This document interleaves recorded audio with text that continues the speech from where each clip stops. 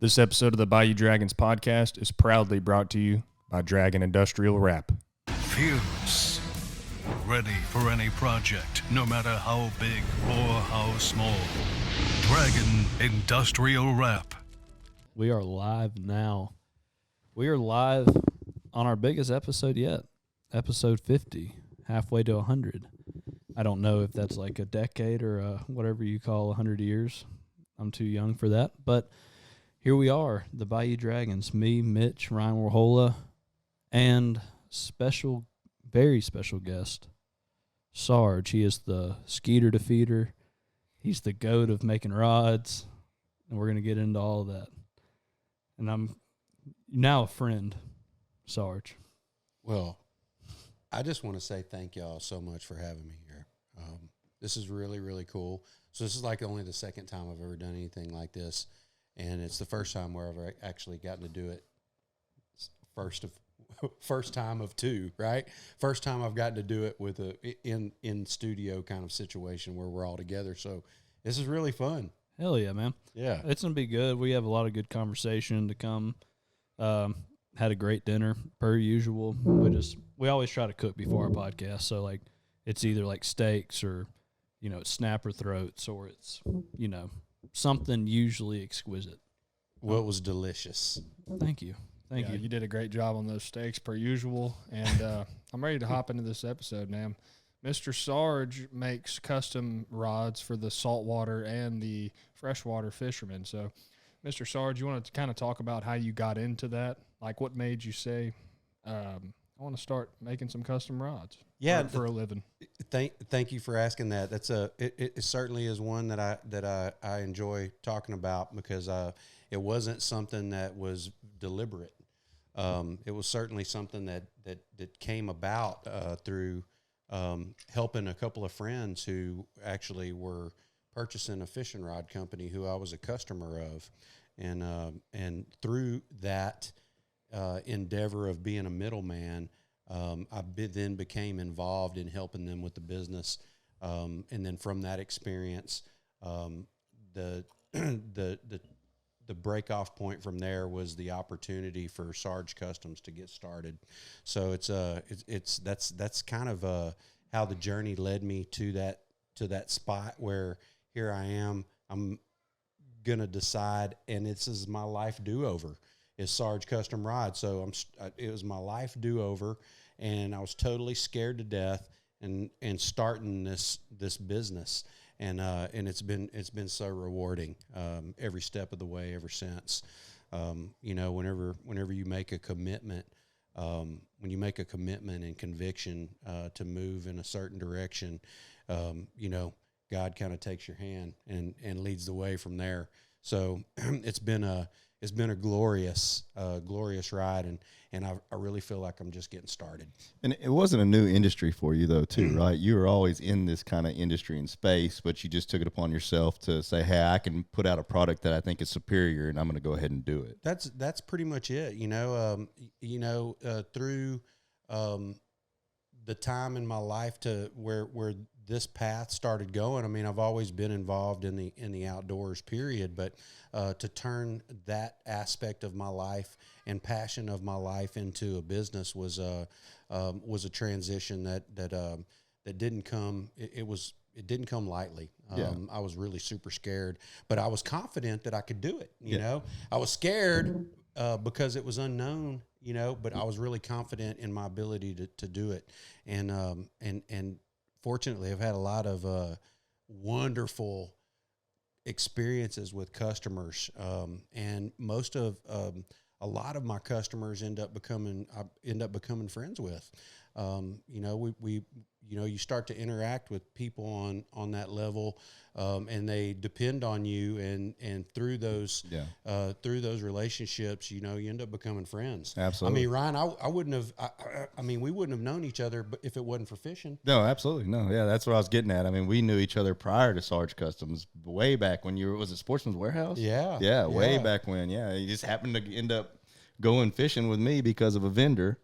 And then we've known each other ever since. That must have been 20-plus years ago now, I would say. Yes, absolutely. A long time ago. It has been. It's been a great ride. Yeah. that's how I kind of got into this aspect of my life with this business and Sarge Customs. But, fishing's been a part of my life my entire life. That's sure. awesome, man. That's what I was going to ask. That was what my question was. I mean, you make the rods. Did you start off? Did you like fishing? Like, what did you fish? I'm guessing a lot of saltwater, being from where we're at.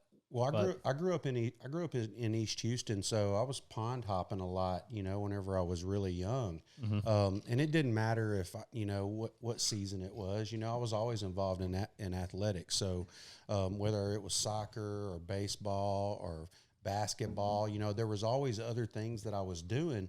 But the whole while, I was wondering, if there was a bite going on. Yeah. The while, my mind was not where I was at 100% of the time, because fishing was on my mind a lot. So much so that I started a lot of my days fishing. Me and a couple of my buddies, we'd get up extra early in the morning and go do some pond hopping before school. Yeah. We'd pond hop, and then we'd burn a fat one. Hell yeah. and then we'd go to class. I mean, and that was real life for us. And so fishing was like the first thing that we thought about when we got up every single day. Yeah. Hell yeah. I wish we would have had ponds. Instead, me and Joe would just go hop the canals, Yeah. catching like big old mud cats and goo, but I would still, cook them for people at the house, and they'd be like, "Man, what is this? This is great." I'm just like, "Oh man, it's Hey, but unlike y'all, I forgot all about those bass fish after I started fishing saltwater. Yeah. They've been in the rearview mirror so long that I have to rely on my customers' knowledge to help me help other customers with bass fishing with regards to applications they're using for the rods. Look, we're going to get into that because we have Exhibit A right here with Ryan, who and we'll get to that. But he's literally told me before that he's like, dude, fuck them freshwater. He's like, I am saltwater, and then he fishes the 2 Moon with old Mitchell, and he's hooked again. Yeah, dude. And we'll get to that because he's like the perfect candidate for like the crossover of the versatility of your rods. Yeah. Like, and Ryan being here today was just me and him drinking beer 48 hours ago, and I was like, we're gonna have Sarge on Custom Rods, and he's like, I don't know that guy. Yeah. Know him quite well, actually. He's like, yeah, I caught all my fish last year on Sarge Custom Rods. And, I was like, perfect. You'll be the perfect person to come on. I was going to ask you anyway, but I was like, this is even better. Yeah, no, I mean, coming over here, I was kind of nervous. And then, getting here that I saw Rod was here, I was like, well, I mean, this is going to be a walk in the park. I guess you didn't even know that we were all affiliated. No, not at all. Not at all. Yeah, I've known Ryan for like probably 10 or 11 years now. We've been, tighter than frog, hoo-ha, and then just introduced him with like Mitch and Joe, Tanner, everybody, and we just kind of linked up. Yeah, had some good times together in the outdoors with old Ryan. Good duck hunts, good bass tournament. Marlin fishing. Offshore action. Yeah, we've had some great I've experiences. caught quite a few blue marlin with y'all on the boat. Yeah, some big ones. But so you grew up in, you said East Houston, and so did you even so when you went to college, because you went to Sam Houston, right? That's right. And was this even remotely what were you going for? Were you weren't thinking I'm about to be doing rods? No, this literally was a life do-over for me. My life had been involved in sales, telecommunications out of college. That's where industry I was involved in. Whenever the crash happened and there was the failure of MCI and Enron, and there was all these factors that were weighing in on what was happening with my chosen field. I lost my job. My wife lost her job. My ex-wife lost her job. All within a few months of each other through that debacle of the telecommunications industry. And we found ourselves in a spot we had never been in before. So it was through that experience that I decided I was going to try to be more involved in something that I was more passionate about. And it wasn't the fishing rods at that time. What happened, and Ryan had just mentioned the Sportsman's Warehouse. So there was an outdoor retail store, giant big box store that was opening up in Round Rock, Texas, where I lived at the time. And I told my wife, I told her that I was going to take this $7.50 an hour job in the camping department of this store, and that I was going to be the general manager of the store. You know, that was what I was going to do. And then what happened was 1 year later, I became the general manager of the store. So that experience was really unique in that I had never worked in a retail environment before, but I had worked with managed people, so it was a natural fit for people.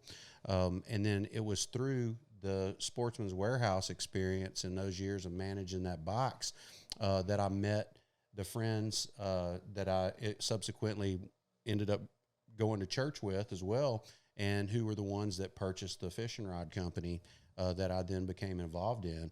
And it was through those experiences that led me to the point where all of these converging things in my life were going on at the same time. I had work issues because the store was the company was closing its doors to 27 locations. So I had to liquidate this outdoor retail store, which was 50,000 square feet. And that was like a crazy thing all in of itself, just in the experience alone of liquidating all of this merchandise. And as the merchandise was liquidated, so were the employees, until I was the last person that walked out that door. Like, it was crazy. So crazy experience. So after that was over, at the same time, I was also going through a divorce.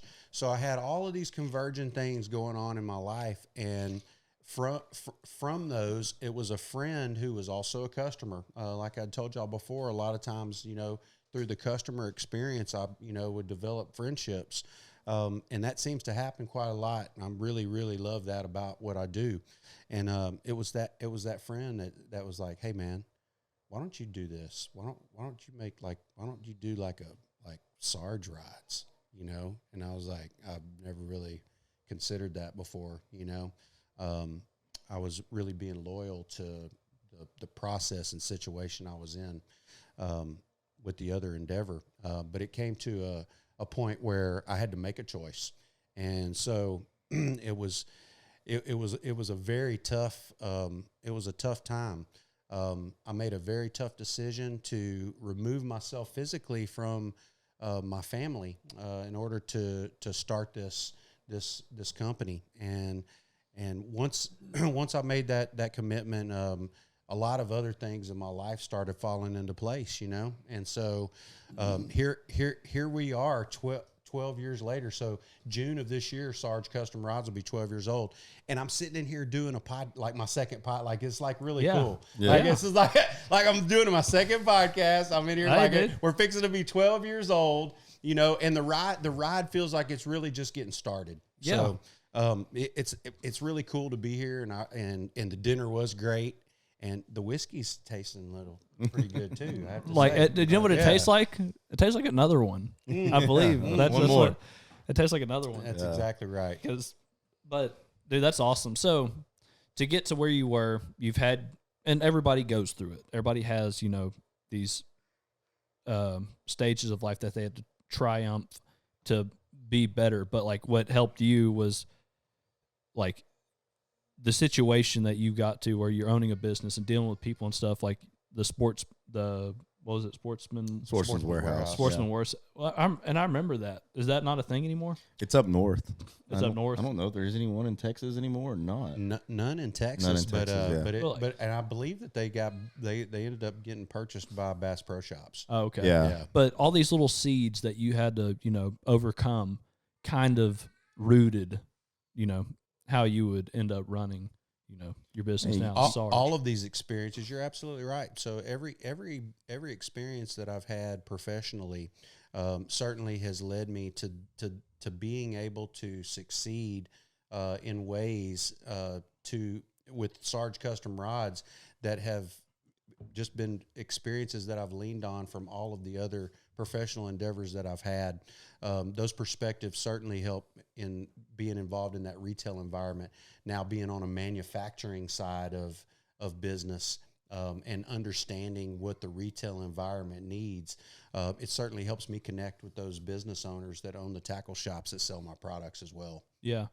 And how many, so I don't see, and you don't usually see like, custom rods at a lot of regular places, but like how many like retail places do you think you probably have, or Well, no, you distribute to? Yeah, no, I've got nine tackle shops between Southwest Louisiana and the Valley in Texas. Oh, nice. Mission is probably the farthest south that we have a location that sells the products.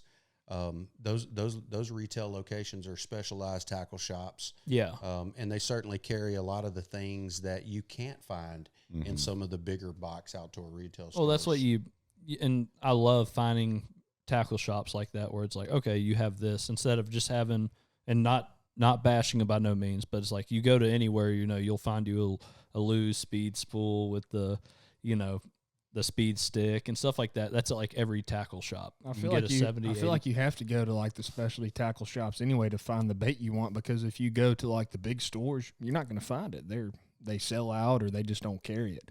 So you got to go to those specialty tackle shops to find, oh, this is what I throw. They don't have it at Academy. They never have what I throw at Academy. No. So I got to, up by Toledo Bend, there's a couple tackle shops we'll use, and they carry stuff we throw. But oh man, I think that is how these shops actually succeed. Yeah. For sure. And I think a lot of the model of the bigger box stores has went away from having a box that they pride themselves on having a lot of the name brand products that we are all actually going out to seek.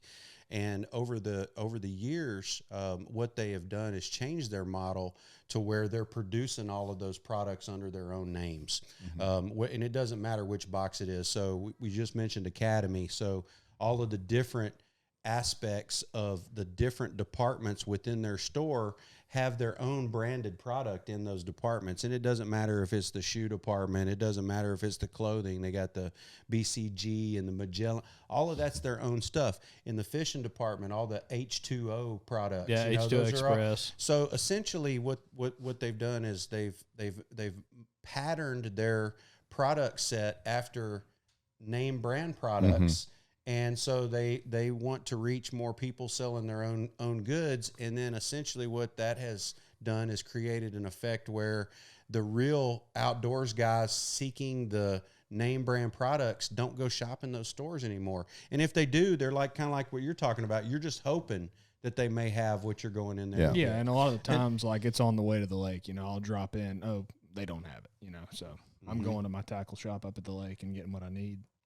I would say though that your target or your target customer would be more of that high echelons of, hey, I'm a guy that I want to go catch gator trout wading, and that's kind of more like the guys who aren't looking for the H2X or H2O or whatever it is. They're looking for, I want to have the premier rod, the best rod I can get, and to me that's going to be a Sarge custom, and this is why, and it's because of the name that you've built your rods around. I mean, if you think about, you look at these guys who are fishing this series. What's the series I'm thinking of? The Legends, Texas Legends.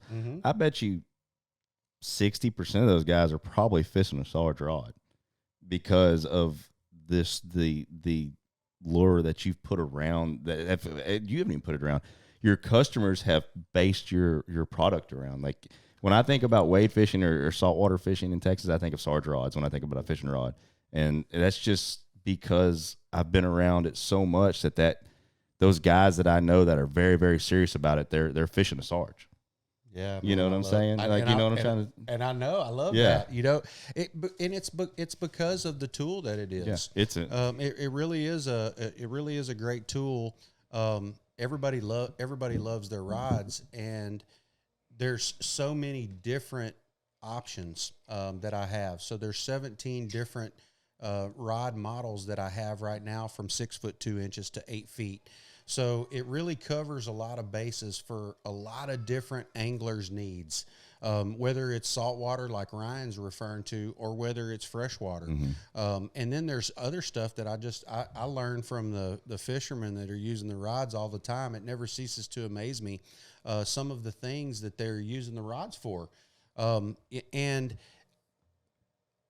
I don't want to put them in a corner with me telling them what to use the rods for. Yeah. So on all of my products, I don't put this rod as a jerkbait rod or a crankbait rod or a topwater rod on the rod anywhere. I really leave that up to the imagination of the angler. I like to name my rods, so all the rods have like a unique name to know what model it is that you're holding in your hand, and those names are all military lingo or acronyms. Yeah. So like Freebird is a plane bringing soldiers home. Bouncing Betty, is a bouncing Betty. Your wingman, I got my wingman. And then some of the acronyms, the cool ones. Chaos stands for Commander has arrived on scene.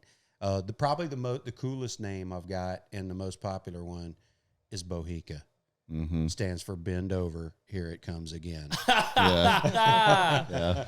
Yes, Bohica, dude. That's a yes. good rod too. So it's really cool to be able to connect with fishermen and the customers like Ryan's talking about. The people seeking the rods, and they are expensive, and it's primarily it's strictly just because of what goes into putting the rods together. Really spare zero expense when it comes to what goes into every single rod. And I will tell you this, I went up to the shop last week, and Sarge kind of walked me through the process and kind of a quick version of, the process of each step of how the rod's created. Dude, I didn't know like how much goes into creating a custom rod. I mean, dude, it's very interesting, and it requires a lot of skill. There's a big skill set to it, man. I'm dumb to it. I have zero idea. I was the same way and I still am, but when he took me through, it's like, this is what we do here, it goes here, then it goes here. I was like, damn, there's a lot to it. There's a lot. And I was like, that's pretty cool, man. Yeah, I've zero clue of even where to start. Yeah. I will say this. I have been seeing, and I have wanted a Sarge custom rod for a long time, because I know people like Ryan and Doug and stuff like that, like my saltwater friends that were fishing with Sarge rods, and then I'm driving through Beaumont or Port Arthur, Lumberton, and it's like Sarge custom rod, on the back of a truck or on a boat, and I'm like, son of a bitch, it's everywhere. I need one of these things, dude. Going back to what I was saying, I think the beautiful thing about Sarge rods is Sarge lets the product speak for itself, and the following has been an organic following because the product is so superior to what's out there that you can buy at the box store. And that's what he was telling me. He was like, we don't do there wasn't much marketing behind his company. He was like, it's all been word of mouth. Yeah. And I was like, his customers are seeking him. He's not seeking his customers. Right. He hasn't been advertising like you see it, the box stores. His customers have come to him because he's put out a product that's far superior, and it's really incredible the difference you can feel when you fish one of his rods versus something that you buy at a box store. It's night and day, and nobody will understand that until you actually put them in your hand and you fish with each one of them. And now I can personally say that fishing a Sarge rod, I have better action, I cast farther, I feel a lot more, and it's on both aspects of it when it comes to the saltwater or the freshwater side. I mean, I put on a clinic with Mitch with a Sarge rod, bass fishing. Same rod I use when I redfish and trout fish. It's topwater fishing, and they're just so superior, and you won't understand that until you actually use one. It's the feeling part, right? Yeah. It's the feelings that matter. Yeah. Those are the feelings that matter. And I was trying to explain that to Mitch at the shop the other day. The connection that the customers have to the rods, and that's where it really begins and ends with their feelings. Mm-hmm. New users of the product, and I never get tired of hearing it. And I like to go practice fishing myself enough to remember why I'm doing it too. But it never gets boring to hear somebody genuinely expressing what they're feeling with their fishing rod while they're fishing. And they're excited about it. And mostly they're excited about it is because it's new to them. They've been fishing a long time, but the feelings that they're feeling with the rod they're using now are all brand new. And when that happens, that's the magic part about it. You know, for the customers that come and spend the kind of money they do on one of these rides, we all have one thing in common. We all love fishing. Yes. Like, you know, you don't go spend this kind of money on a ride unless you're really passionate about what you're doing. Yeah. Really, unless you really care genuinely about going fishing and being, hopefully, you know, being a better fisherman, and you're looking for a tool to help you do that. And then that experience of all of those things that you get to feel using the rod, that's whenever I got you. Yeah. Yeah. Well, dude, I got you, man. Now I got you. That's what I'm so excited about. So I don't have nothing as nice as what you have, but like on a low scale, like just going up from, say, like any kind of lose up to like a ducket rod. You know what I mean? Just the feeling is insane, and that's why I'm looking forward to like fishing with one of your rods, because I fish a lot of soft plastic. I'm a wacky worm freak, and I just want to I just want to be able to just feel that. You know what I mean? I know I will. Warhola's already proven that. Oh, and that little tick too. So that's where really, you know, you talked about all the exciting feelings, but when the rubber meets the road, it's those situations when the fish are really lethargic. It's cold outside, you know, and what you literally feel is so subtle on the end of your line, but now all of a sudden you feel it. Yeah. Whereas before you may not even know that you had a bite before. Yeah. But now those super, super subtle things that are happening, you can feel them on a more intense level.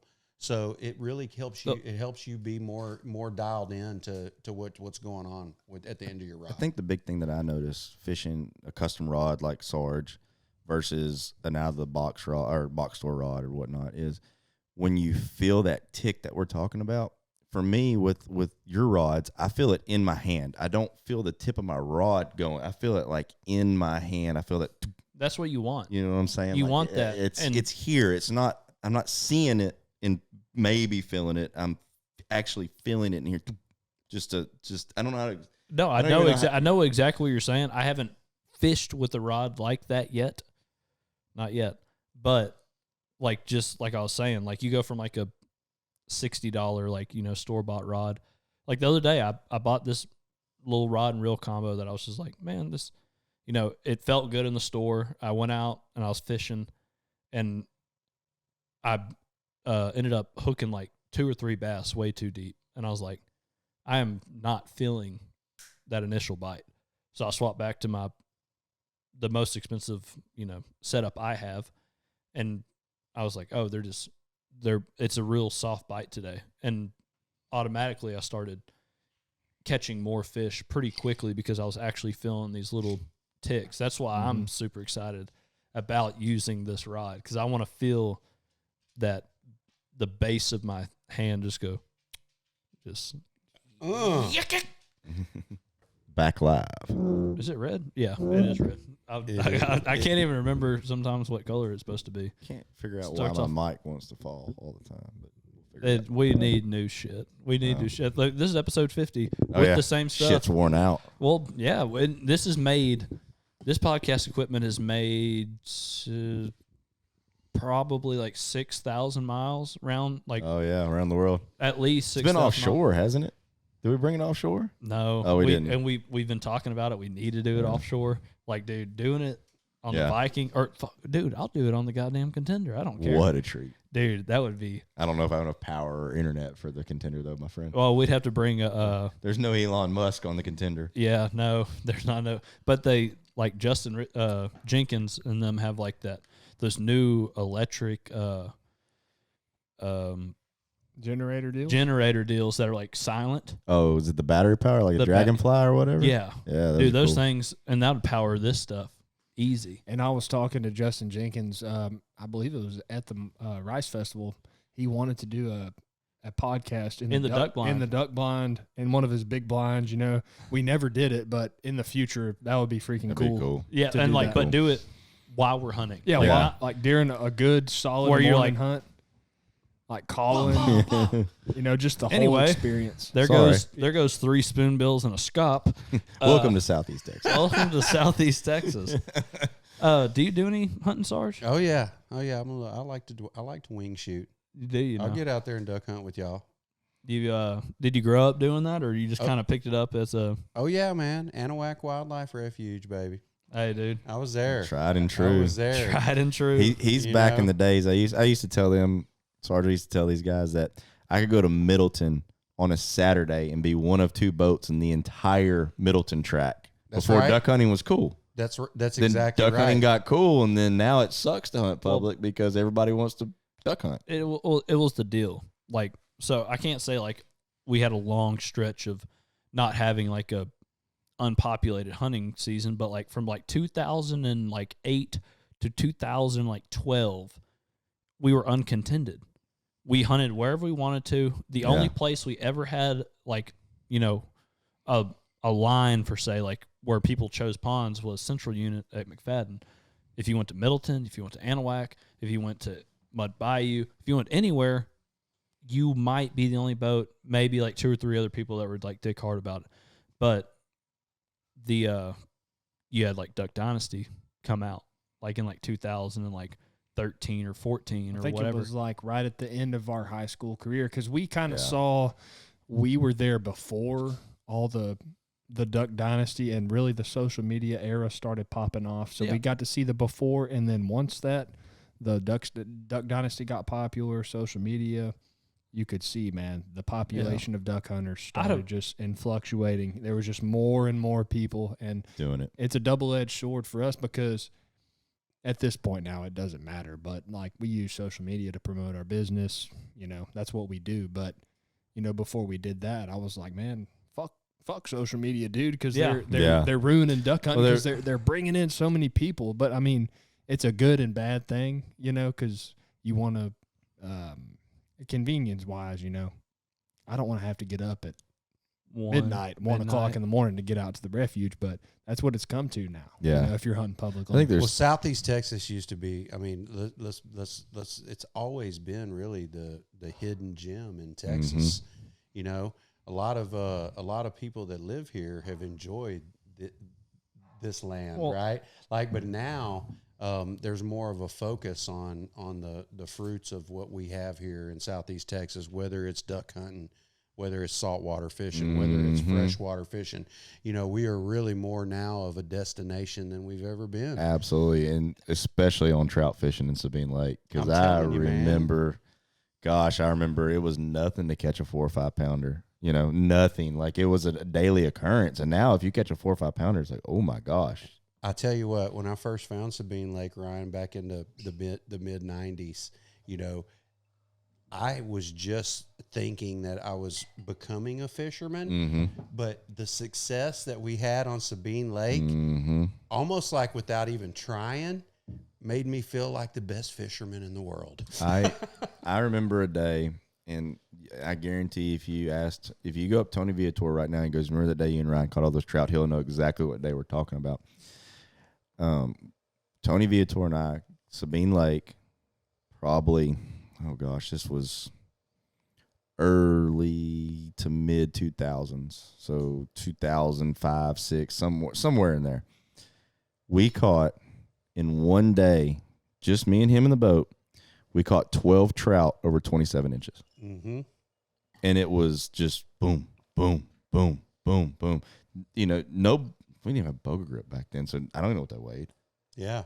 But I'd imagine we know what they look like when they're on Sabine and they're fat, though. Oh, and that's a whole different breed than down south. It is. Well, that's the thing what people, and it's like, I'm not trying to toot our own horn. I'm saying like the people of Southeast Texas, but we're like at the pinnacle, like, it's like the head of the Central Fly Zone. It's the head of like, so if you look at saltwater, like inshore saltwater fishing or inshore fishing, you have the trout and redfishes, which is top tier. Yeah. Bass fishing, you have Toledo Bend, Sam Rayburn, who are in the top 10 in the nation. And then for teal hunting, I don't know anybody else. Oh no, No, like there's nowhere. There's nowhere in our nowhere country. else. In our country. in our country, yeah. Like I'm saying, like, but we're at the tip of this needle of it is great all around.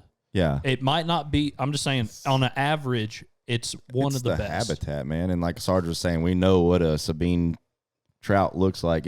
Sabine trout and red are typically a half pound heavier than anywhere else in the state of Texas for the same length.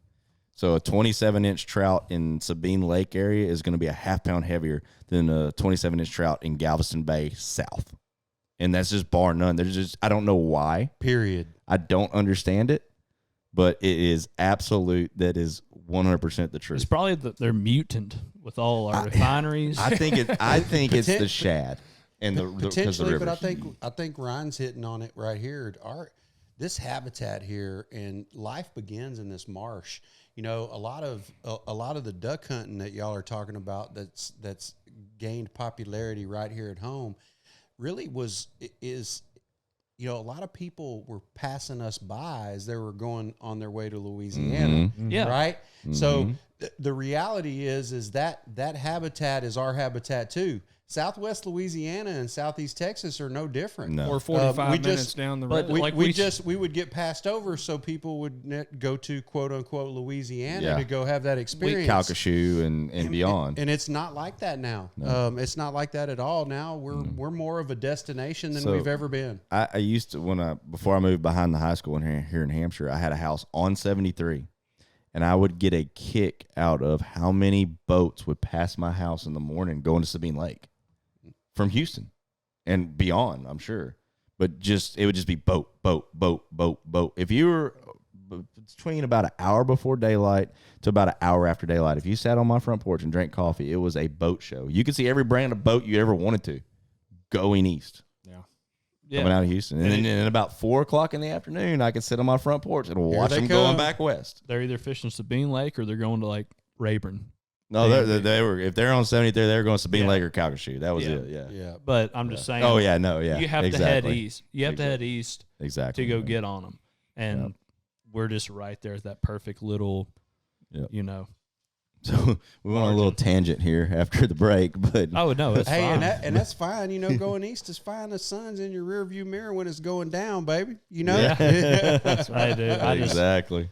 I didn't get into the saltwater game until really I met like my buddy Doug, and Doug introduced me to Ryan, you know. Yeah. And like I know what you're talking, like, dude, and just 10, 11 years ago, we'd go wading out, watch the sunrise, and just ripping the shit out of trout. It's funny, you talk about the evolution as you are a fisherman, and for me now, it's like I just want to wade fish, and I want to look for that one special trout, and if I'm not wade fishing, I'm in my skiff fly fishing or doing or sight casting to redfish that I can pick my shots. And it's because I think I grew up in this special area to me to catch a trout, it's like, oh, I caught a trout. Or to me to catch just go fish deep and catch a redfish at the jetties. It's not as, I won't say it's not as fun because it's still fun, but now I'm at this point in my life where I'm like, okay, I want to go wade fishing, and that's how I'm going to go do it. And I want to go look for a 8-pound plus trout, which is very hard these days now. You know, back in the day when we used to catch them,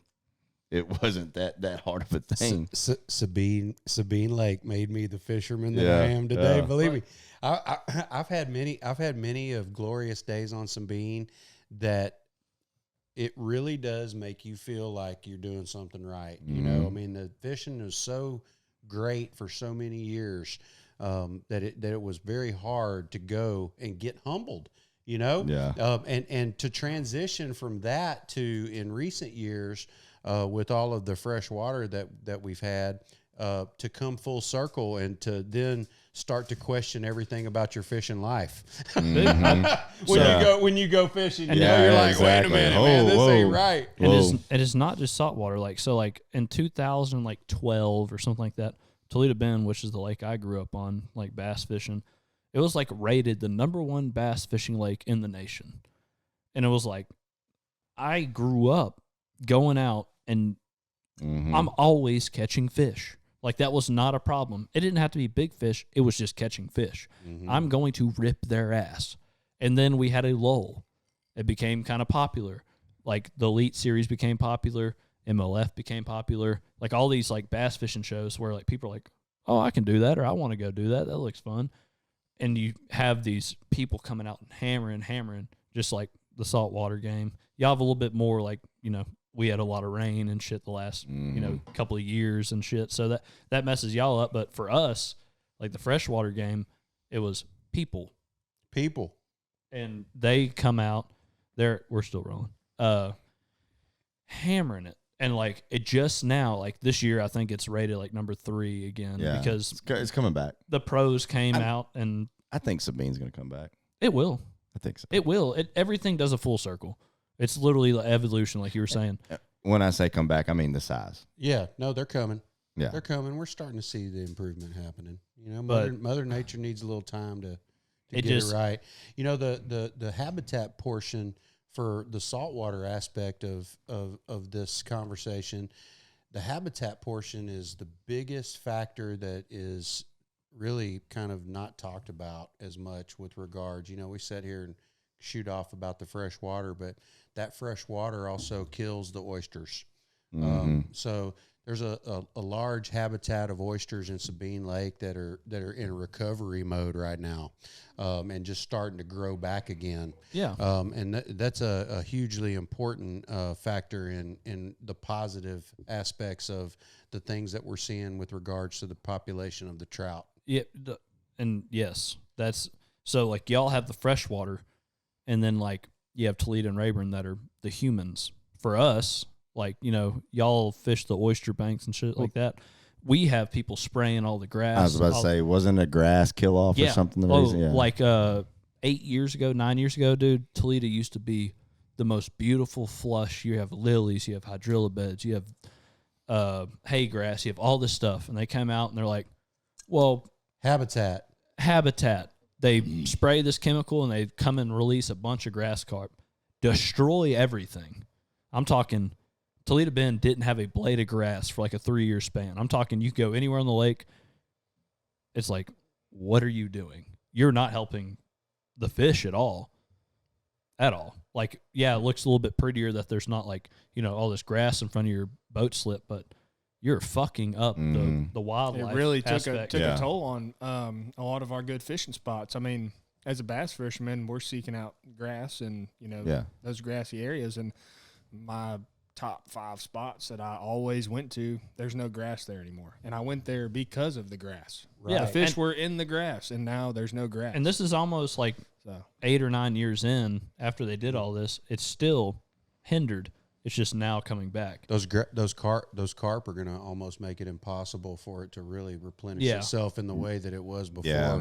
You know, if you look at the Highland Lake chains in Central Texas, you know those carp populations there, they're ridiculous. There is no grass. Yeah, no, dude, I've been on a bunch of those lakes where I've seen it. Yeah, they did that with Lake Austin. They did. Yeah. Lake Austin doesn't have any grass at all. But I would like to talk to whoever's in charge of, okay, we're going to spray the lake. Like, why though? Like, why are we doing this? Why are we doing this? What is the benefits from killing all the vegetation? It was supposed to just kill Sylvania, that floating shit that gets up.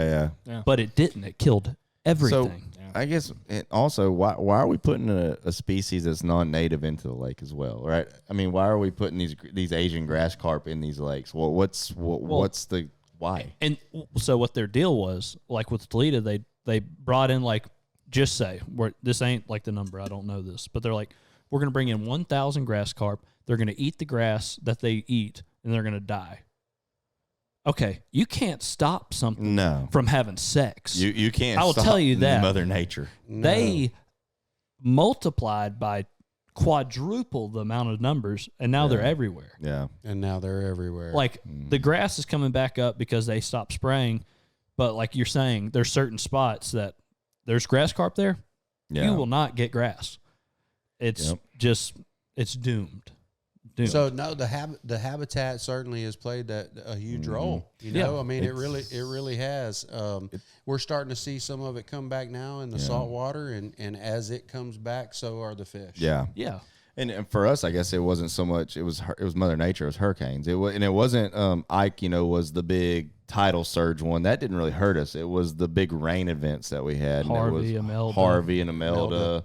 Yep, both of those back to back. I think we were just starting to come out of Harvey when Imelda was like, boom, hit him again. That's exactly right. You know, and then the lakes were full for a few years after that. Yeah. So consequently, whenever the lake, rain that would occur, generally speaking, it wasn't enough to affect Sabine Lake. But because the lakes were so full above Sabine, the water was being let out of the dams, and so we were getting a constant flow. Yeah, because there was in August 2 years ago.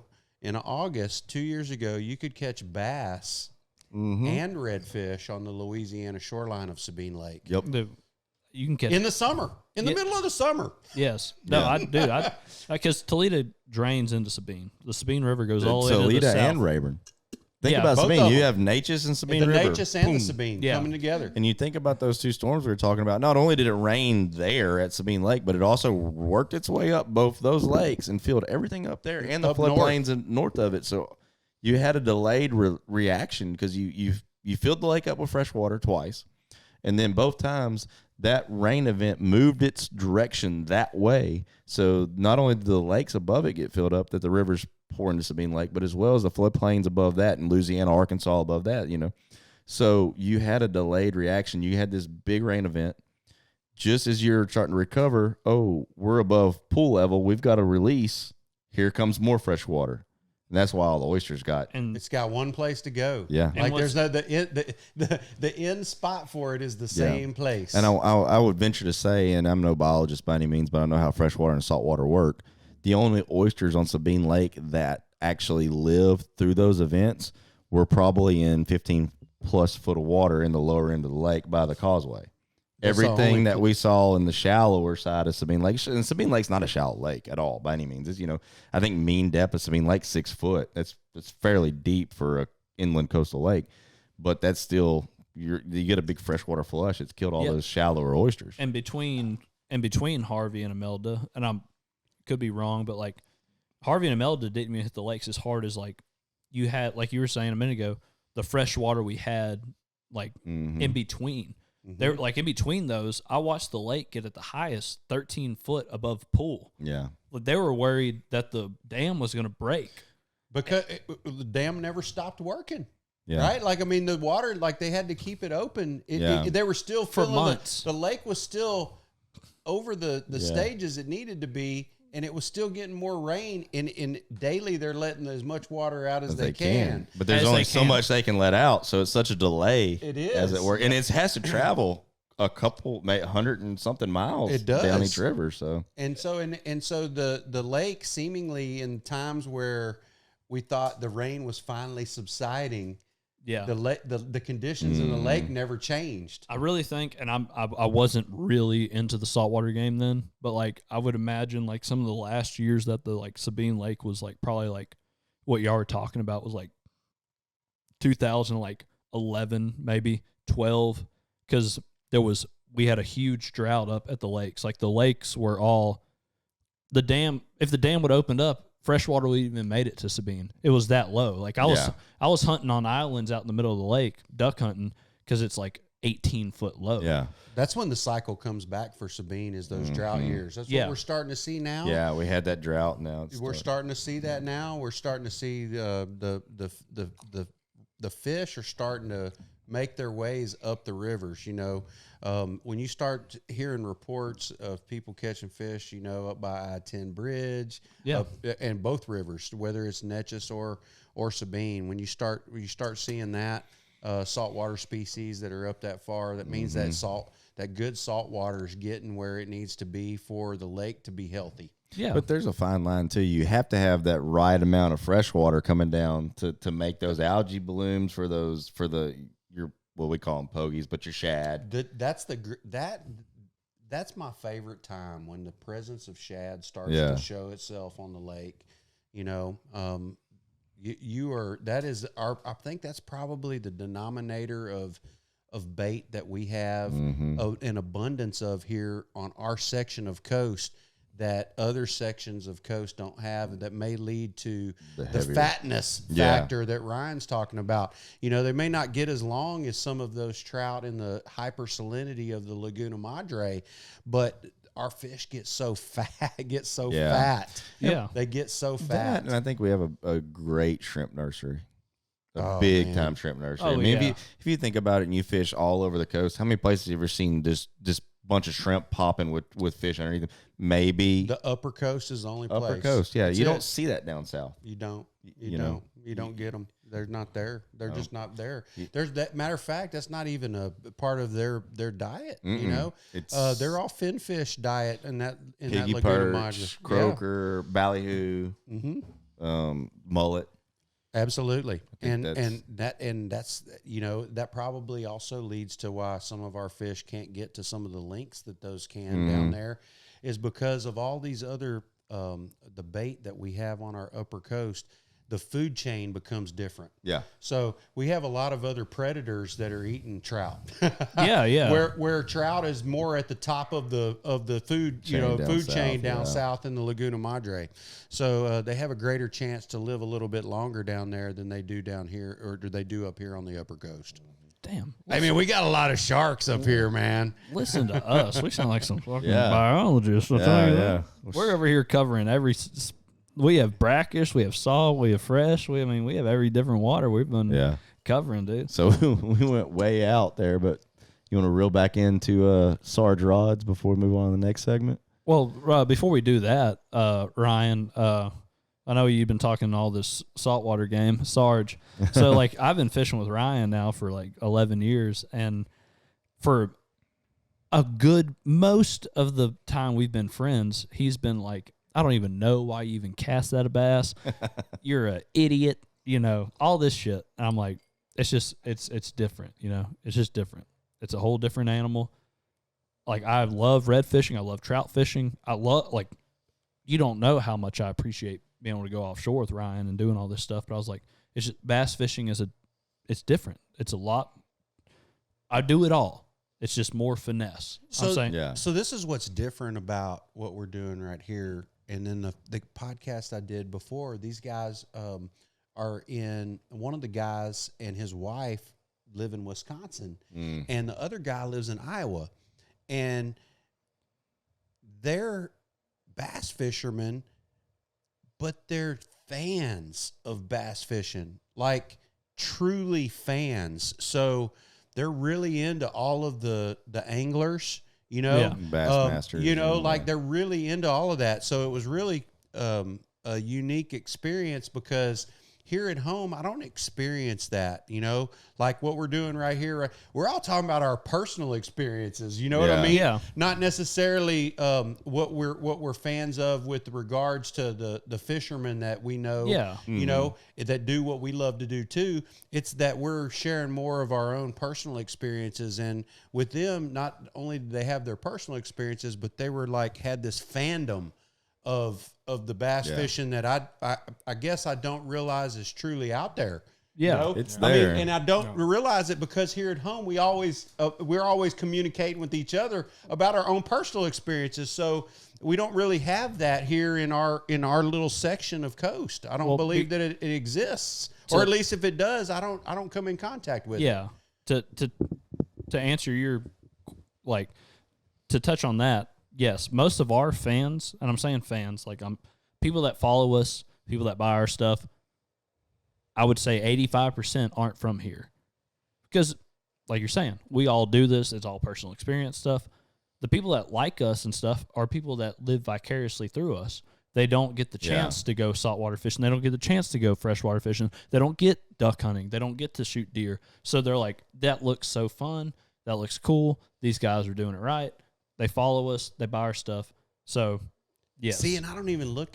You're like totally opening my eyes right now to aspects of what we do here that I guess I don't wrap my head around. Yeah. You know, really, truly, because I get so involved in our daily just grind of what we do and how we go about our business here that I lose touch with the outside world. Yes, and so it was really refreshing. It's refreshing to know that that's out there. I think too, for a lot of people, it's a hobby, and Yes. for people like us, it's a lifestyle.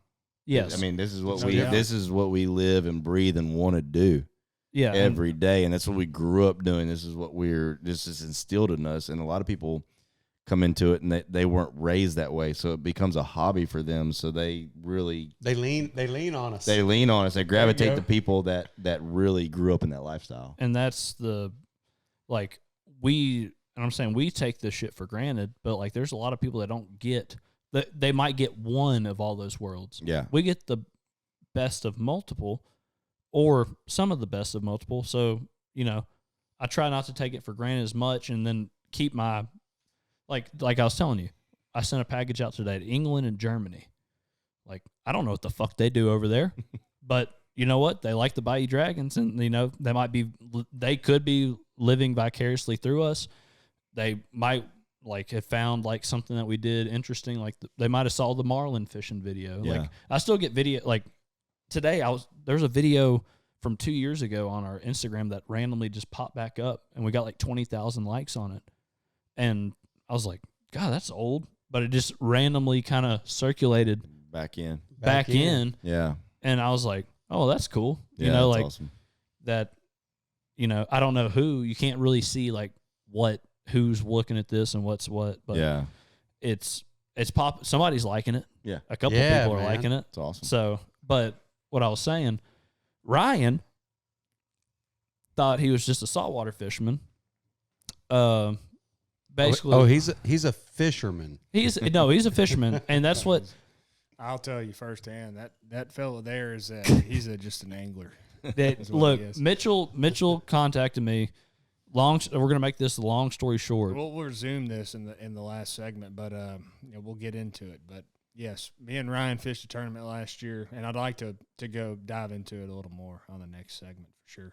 Oh, are we getting close? Yeah, we're there. Oh, okay. All right, so listen to this shit, Sarge. All right, so Warhola used to be, like we were saying before, and we got rudely interrupted by our camera. He was a saltwater, that was the dude. Guilty. And Mitch thought he had to work a turnaround last year, and we've been fishing this tournament for years. It's number 12 that my grandfather started this tournament. And Mitch thought he was going to have to work a turnaround. And his normal partner, he said, just get you a partner. I'm not going to be able to fish. Well, it came the last week, the week before, and he's like, who do I need? Who do I ask? The turnaround got pushed back the week after the bass fishing tournament. So he's like, who do I need to ask? And I was like, there's only two people you can ask. It's like Ryan Warhola or Damon Bailey. I don't know who he asked first, but I was like, that's the only two people. I know Damon does a lot of bass fishing. I said, Ryan does zero, but he's an angler. So, lo and behold, Warhola ends up being the candidate. Then, lo and behold, Warhola gets fourth place in his first ever bass fishing tournament. Hey, I'm over here just jealous. I'm still hung up on the fact that you labeled Ryan as an angler. I want to be labeled as an angler. Look, I ain't seen you fish yet, bro. Come on. Hey, dude. Don't, because... Ryan just got the greatest label of all time, Yeah, well... I mean, if I'm going to be... If somebody's going to label me and call me a name, I think that angler would be the name I want to be called. And the reason I called Ryan an angler, and I'm not trying to suck his dick, okay? I am saying Ryan's an angler because I have inshore fished with him, I've offshore fished with him, and I've lake fished with him. He's caught fish on all three different types of body water. The only three types of body water you can do.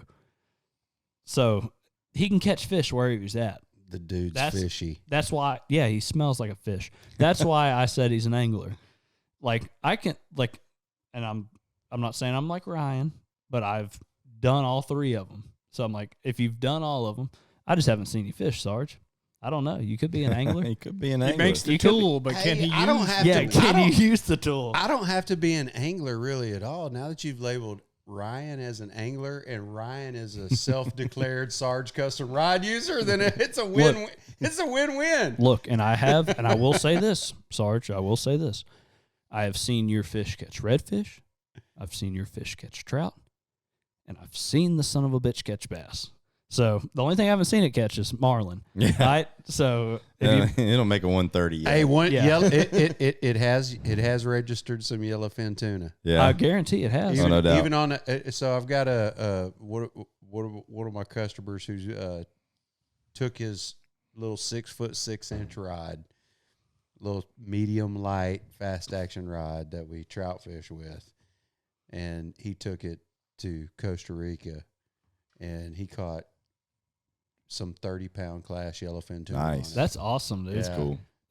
Dude, on a little bitty rod, on a little bitty reel. That's really Dude. cool. Yeah. After the second one though, in the video, he was like, "I'm done. I don't want to do it again." yeah, no, I don't blame you. I've taken my bass rods like offshore, like, you know, the short rigs and catch like, you know, just Jack Crevalle and shit like that. And I'm like, but I can't imagine catching a tuna. Yeah. Like catch a Yeah. jack, then go catch a 30-pound yellowfin tuna on a Sarge rod. That really shows the durability of your rod. Yeah, that's cool. That's really cool because a 30-pound tuna is no feet by any means No. on a light tackle. It's no feet on the right tackle. No, it's not. Yeah, I mean, if you've never caught a tuna, they fight like a son of a bitch. So catching them on a light tackle on a Sarge rod, that's saying something. And you should feel good about yourself. Oh yeah, it's cool. Like I said before, you know, I never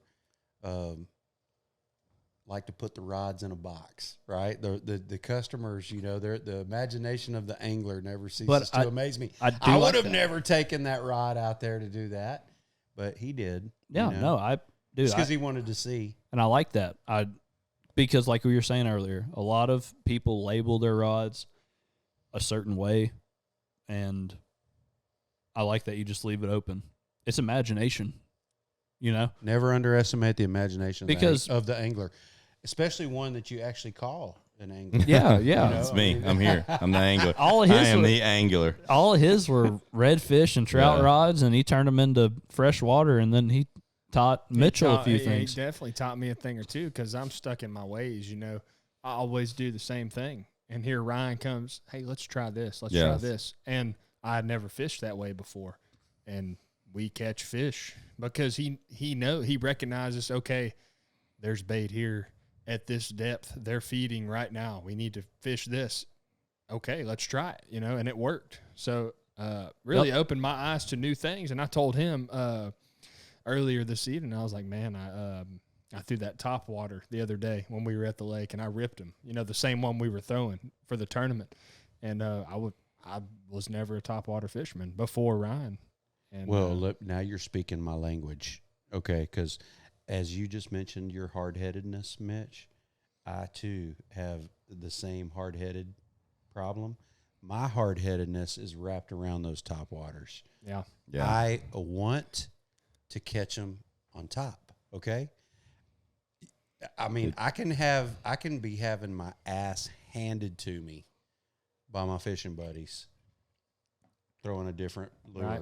and I'm still throwing the top piece because I'm determined that I'm going to make them want to throw the top piece too. So it's funny you talk about the top water. So the tournament that they're talking about, Mitch and I get up there. I don't know. I mean, my bass fishing was limited. I fished Rayburn probably 20-something years ago. I'm sorry, Toledo, where we were, Toledo Bend.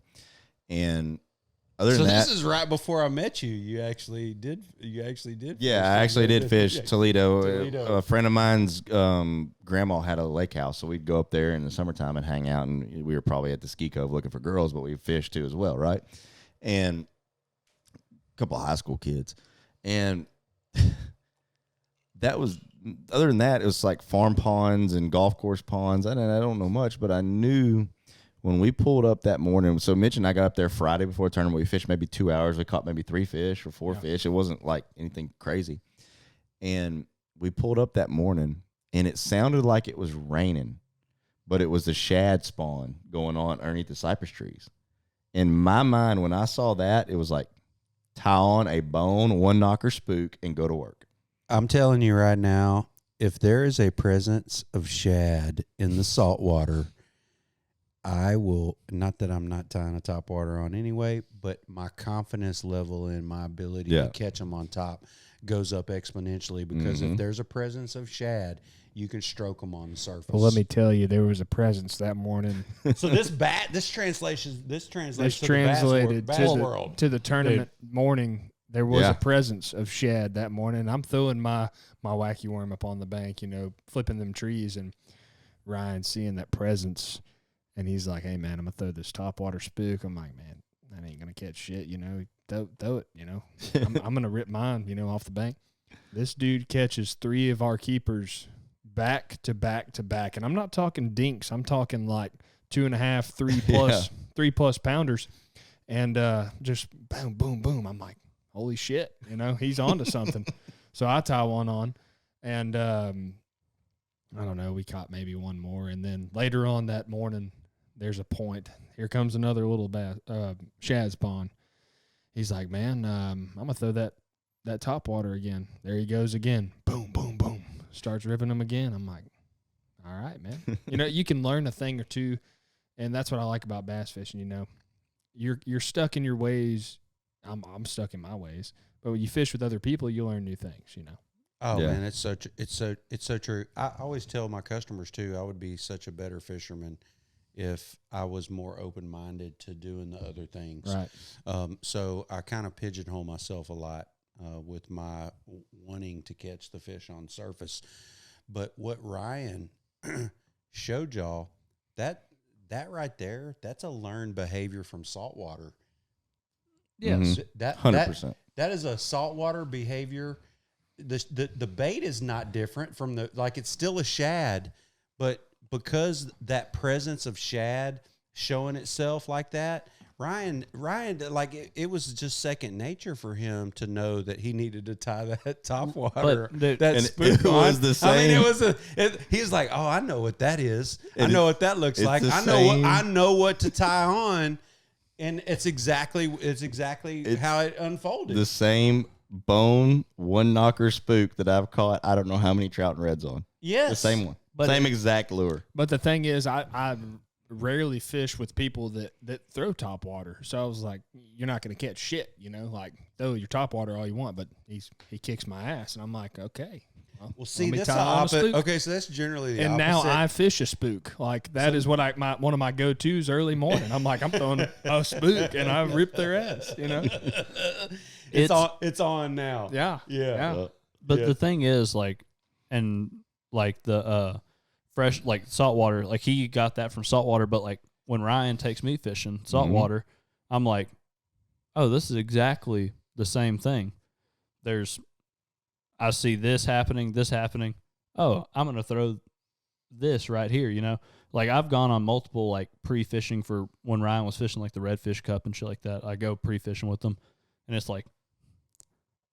honestly, right now, I throw a wacky worm. I throw a wacky worm at a goddamn redfish and catch one. I'm like, yep. I was like, okay, this is literally, there's the only difference, the main difference is this is saltwater, this is freshwater. Yeah. They both eat. They like to hang around structure. If there's moving water, they like that. And the thing is, people don't understand, with the lakes with dams and shit, there's currents. So if you know that the water's going out, they're pumping out of the dam, the fish are going to be hanging on this side of a tree. They're not going to be hanging on this side of the tree because they have to be swimming. So you cast on this side of a cypress tree instead of this side of a cypress tree. You can't see the movement like you would saltwater fishing, but it's the same deal. There's a current, and they all act the same. They all have the same brain. They just want to fucking eat. They just want to eat. I think that y'all's translation of your worming techniques and applications translate to what we do in saltwater, maybe better so than what we're used to doing with those same applications on our own, honestly. Kind of like the plug-in aspect where Ryan broke out the topwater with the presence of shad. Some of y'all's applications of worming that we don't even consider in saltwater actually work really well in the saltwater. So, some of the stuff that you were just mentioning, I think is whenever I see freshwater fishermen transferring over to saltwater, the application that they usually connect with first is some type of worming, whether whether it's something they're familiar with, like a Texas rig style of worming, or whether it's a wacky worm style of worming. I think that transition from the freshwater to saltwater with worming for you guys almost takes y'all into probably a more I would say professional level of angling than we open ourselves up to with the same application, because we pigeonhole ourselves in that application with the jig head. Yeah. 90% of the anglers typically will worm in saltwater the same way. It's just a matter of how light their jig head is. You know what? That is a huge door that hasn't really been open for saltwater anglers in actually diversifying their worming techniques to apply the way that you guys do in the freshwater. What does scare me a little bit, and I'm not going to let it terrify me, because I'm still going to put that fucking hammer down. But you know what? Scary this year, the guy that won, so the MLF and the Elite Series won on Toledo Bend this year, basically fishing a goddamn, what you would fish saltwater. It's a tout tail. It's a goddamn tout tail. 1/8 ounce or 1/4 ounce lead head with a literal tout tail, like you're they caught trout that fishing. That's what they caught all their bass on this year. I'm talking great bass, and I'm like, damn it, Ryan knows how to fish 7, that. 8 pounders. Yeah. And deeper water. It is going to the jetties and just throwing that tout tail and working it down the jetty wall. That's literally see how he's doing right now. He knows, man. He's ready. that's what I'm saying. That's why. That's the only thing I'm like. No. It's. I've already figured it out, and I haven't. Look, I've been fishing a lot more than I've let y'all know. I've been fishing. I know he has. I know what he's been doing. I know it's I've been really quiet Here about it it. comes. And I know he's coming. I have been. They call that hover rigging. Yes. Jacob Wheeler has his own. And I've got 2 Sarge spinning rods set up. I got a warthog and a sea donkey. The warthog and sea donkey, by the way, awesome names. And it has been. The beautiful thing about it is, too, I've brought the salt water to it. Instead of throwing straight fluoro, I've been throwing braid with about a 2 foot, or not even that, probably a 16-inch fluorocarbon leader, like double uni in it. Oh, yeah. I've been loop knotting my jig head like I do like we're saltwater fishing, and I've been picking them fish up on the forward-facing sonar and picking my shots. Boom, boom, boom, boom. So you got them on the plug-in. So the application in the situation where he was just referring to the current, I couldn't help but think about a fat boy. A little suspending bait, little corky fat boy floating by in the current, or a soft Dine XL. I was about to say a soft Dine XL current. would probably kill those bass. Crush them. Just crush them. They probably never seen anything like it ever before in their life. So. I do want to throw. I will this spring. Yeah. Actually, in 2 weeks, I'm going to throw a fucking fat boy. Oh yeah. And go try to. I just want to see. It's hey, essentially the soft Dine XL looks essentially like the old school rattle trap, but in a soft, version that's soft version that they really like to wrap their lips around. And I think that's what she said. Easy, Mitch. Boy. Easy, Mitch. Easy now, boys. Getting me riled up. Jesus Christ. Anyway, back to Sarge Custom Rods. But I think a soft dime would be like a jerk bait. Absolutely. You know what I'm saying? It sinks. But and it in has that current situation he's yeah. talking about. Let it and then let it roll through that current. I'm gonna throw thumpity thump. Dude, there's 2 things I want to throw that Thumpity this year. thump. There's 2 things I'm gonna throw this year.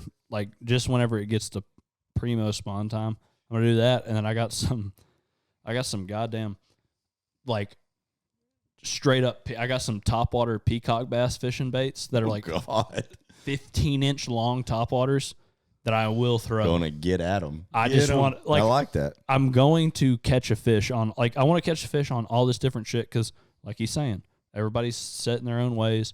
Like I'm a worm fisherman, I'm a crankbait fisherman, I'm a rattle trap fisherman. I don't throw a lot of topwater. If I do, it's a chug bug. It's not a spook. I work it a different way. But I want to, dude, throw a 14-inch fucking topwater at a big floating mat of hydrilla and just What color? I got like 3 different colors. I got like one of them looks like a perch. One of them is red and like this sunset orange. And then tequila sunrise. Like a tequila sunrise. Oh, boy. And then one of them's like a green top, white bottom. But it's like Gotcha. just straight up. I got them whenever I set up that. I ended up losing $1,000. I paid for a trip in the Amazon, and then Oh, I was there. I was supposed to go there. you're supposed to go. Harvey hit. No, No. Imelda. Was it Imelda or Harvey?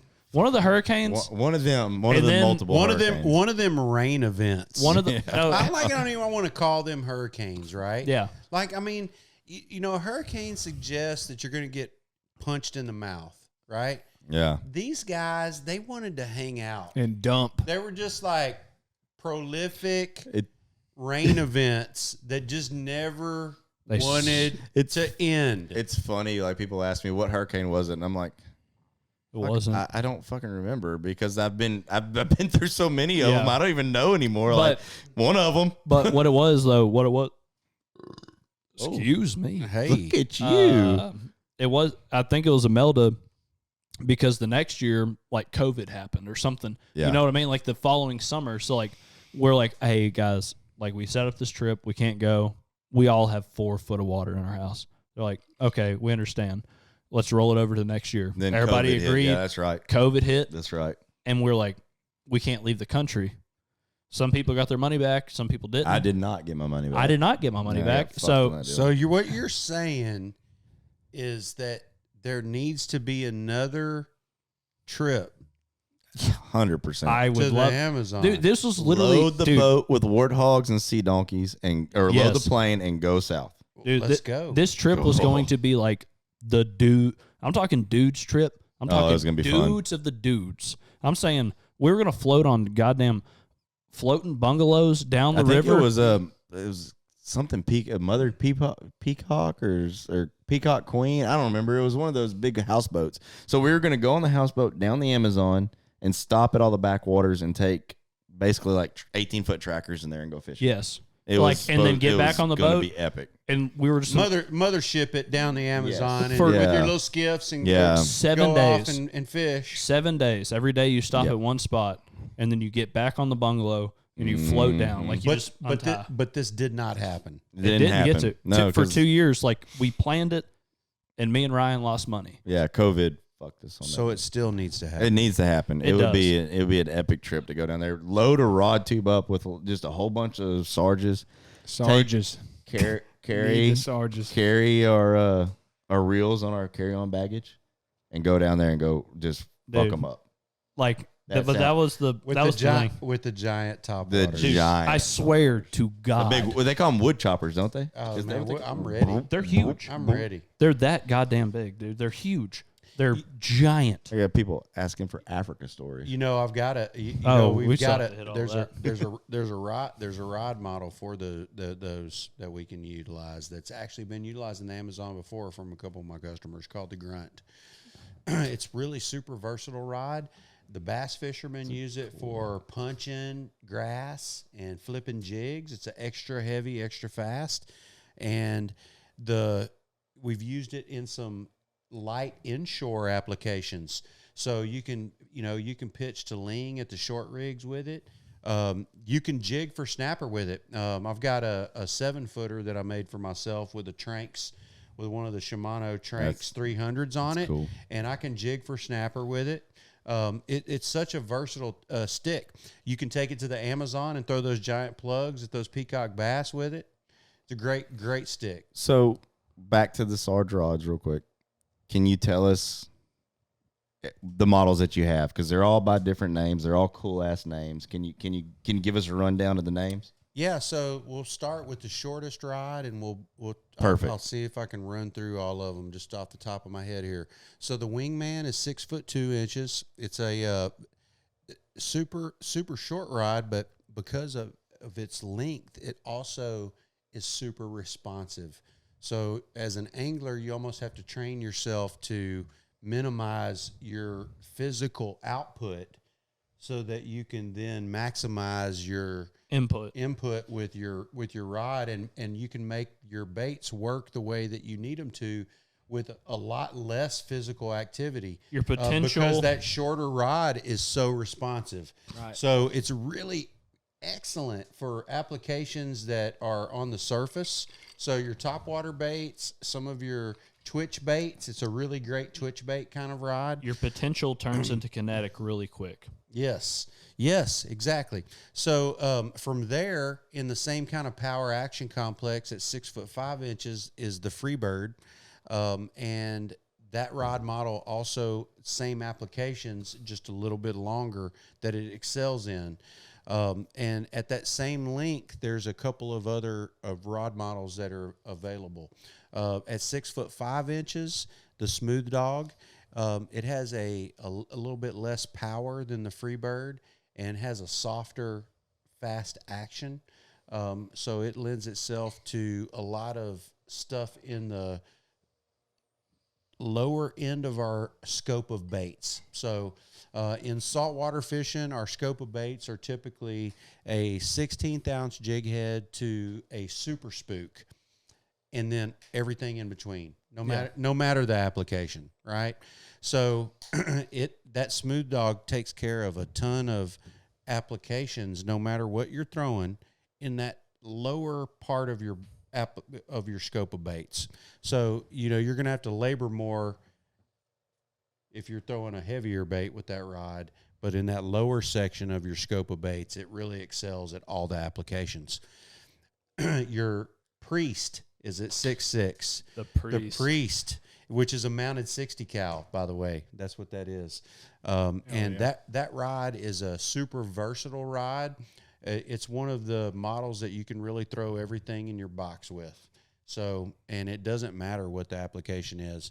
So where we're talking about the Smooth Dog being good on the lower section of your scope of baits, the Priest really hits in the middle of that scope of baits.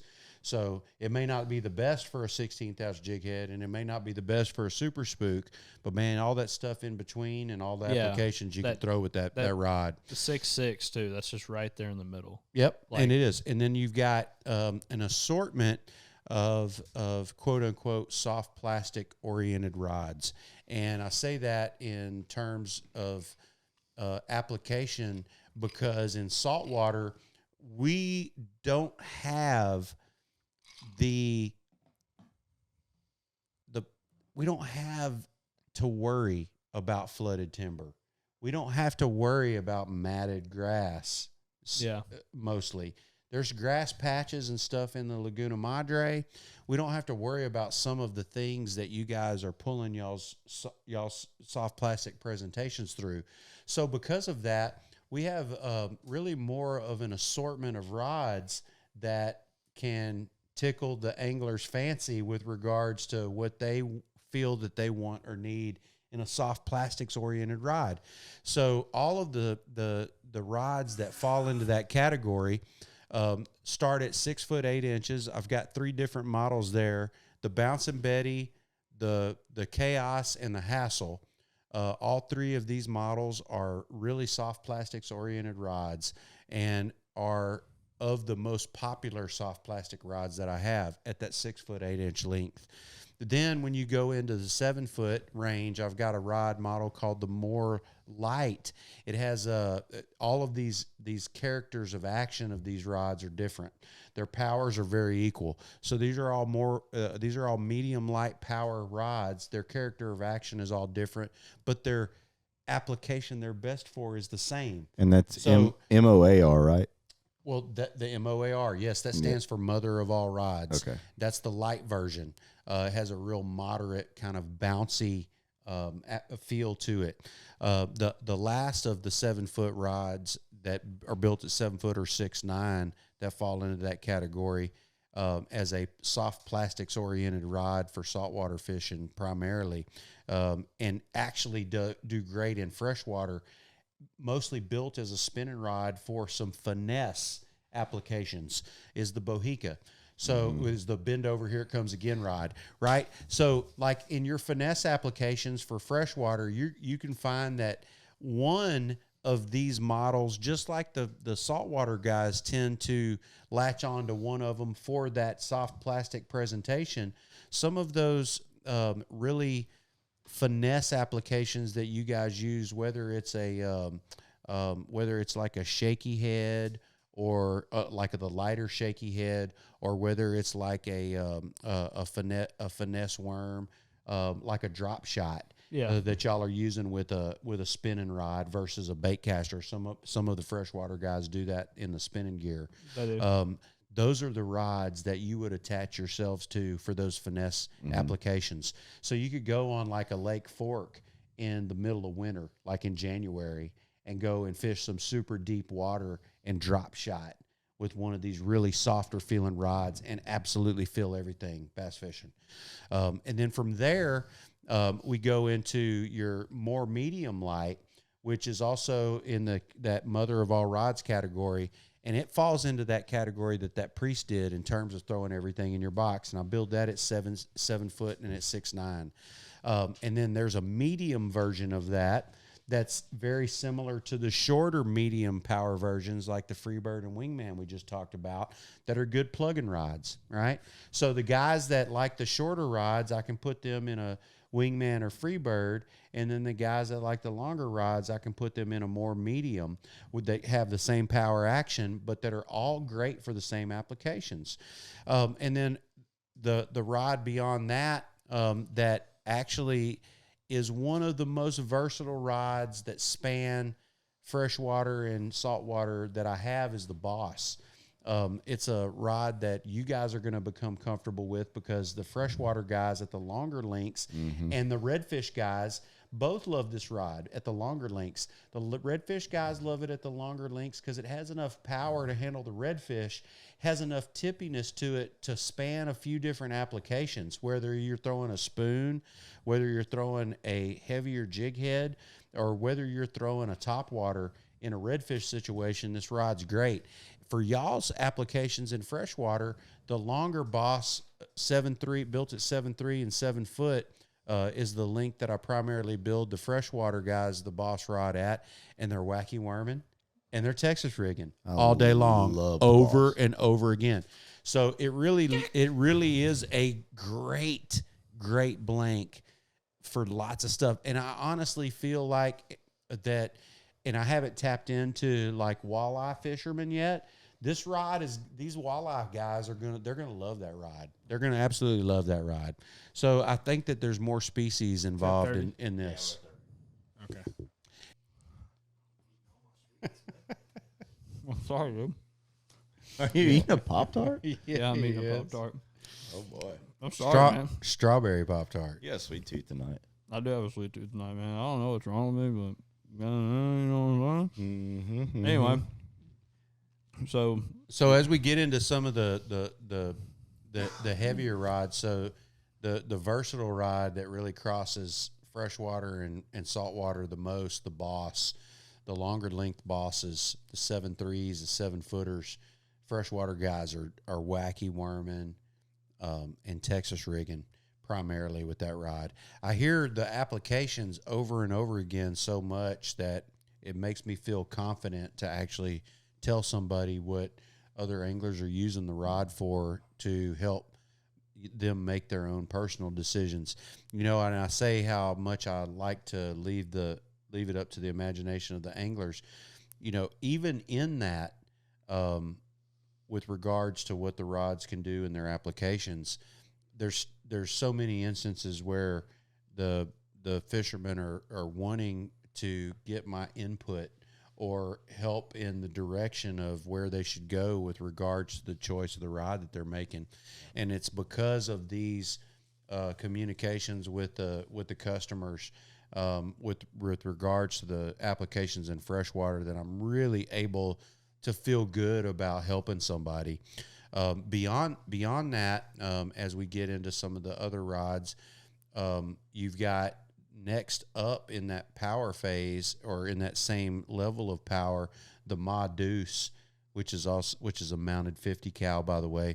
It's really kind of one of the rod models that it's low on the the totem pole of sales, and it's because in the hand it doesn't have a lot of character to it. Yeah. You know, it has this real rigid feel. It's kind of just stiff in the hand feel to it. It's a medium heavy power rod with a fast action, but it has this real rigidity and stiffiness to it that it's kind of hard for somebody just when they're putting it in their hand for it to capture their imagination. Right. You know? And so I pay attention to those things. In reality, though, it's one of the best kept secrets in the rod lineup, you know, because under load, there's a ton of baits that it's really, really excels at. And it has enough power that it can handle so many different situations, especially the tournament redfish anglers really kind of attach themselves to this style of rod in its ability to bring a fish to the boat quickly, right? Like once you've achieved hooking that fish up, you know that you're going to be able to get that fish to the boat quickly with this rigid rod. And then after that, you know, you've got the Sea Donkey, which is another one of these rods that kind of starts to span applications and starts to cross over where I have a lot of freshwater fishermen as well as saltwater fishermen using the same rod model.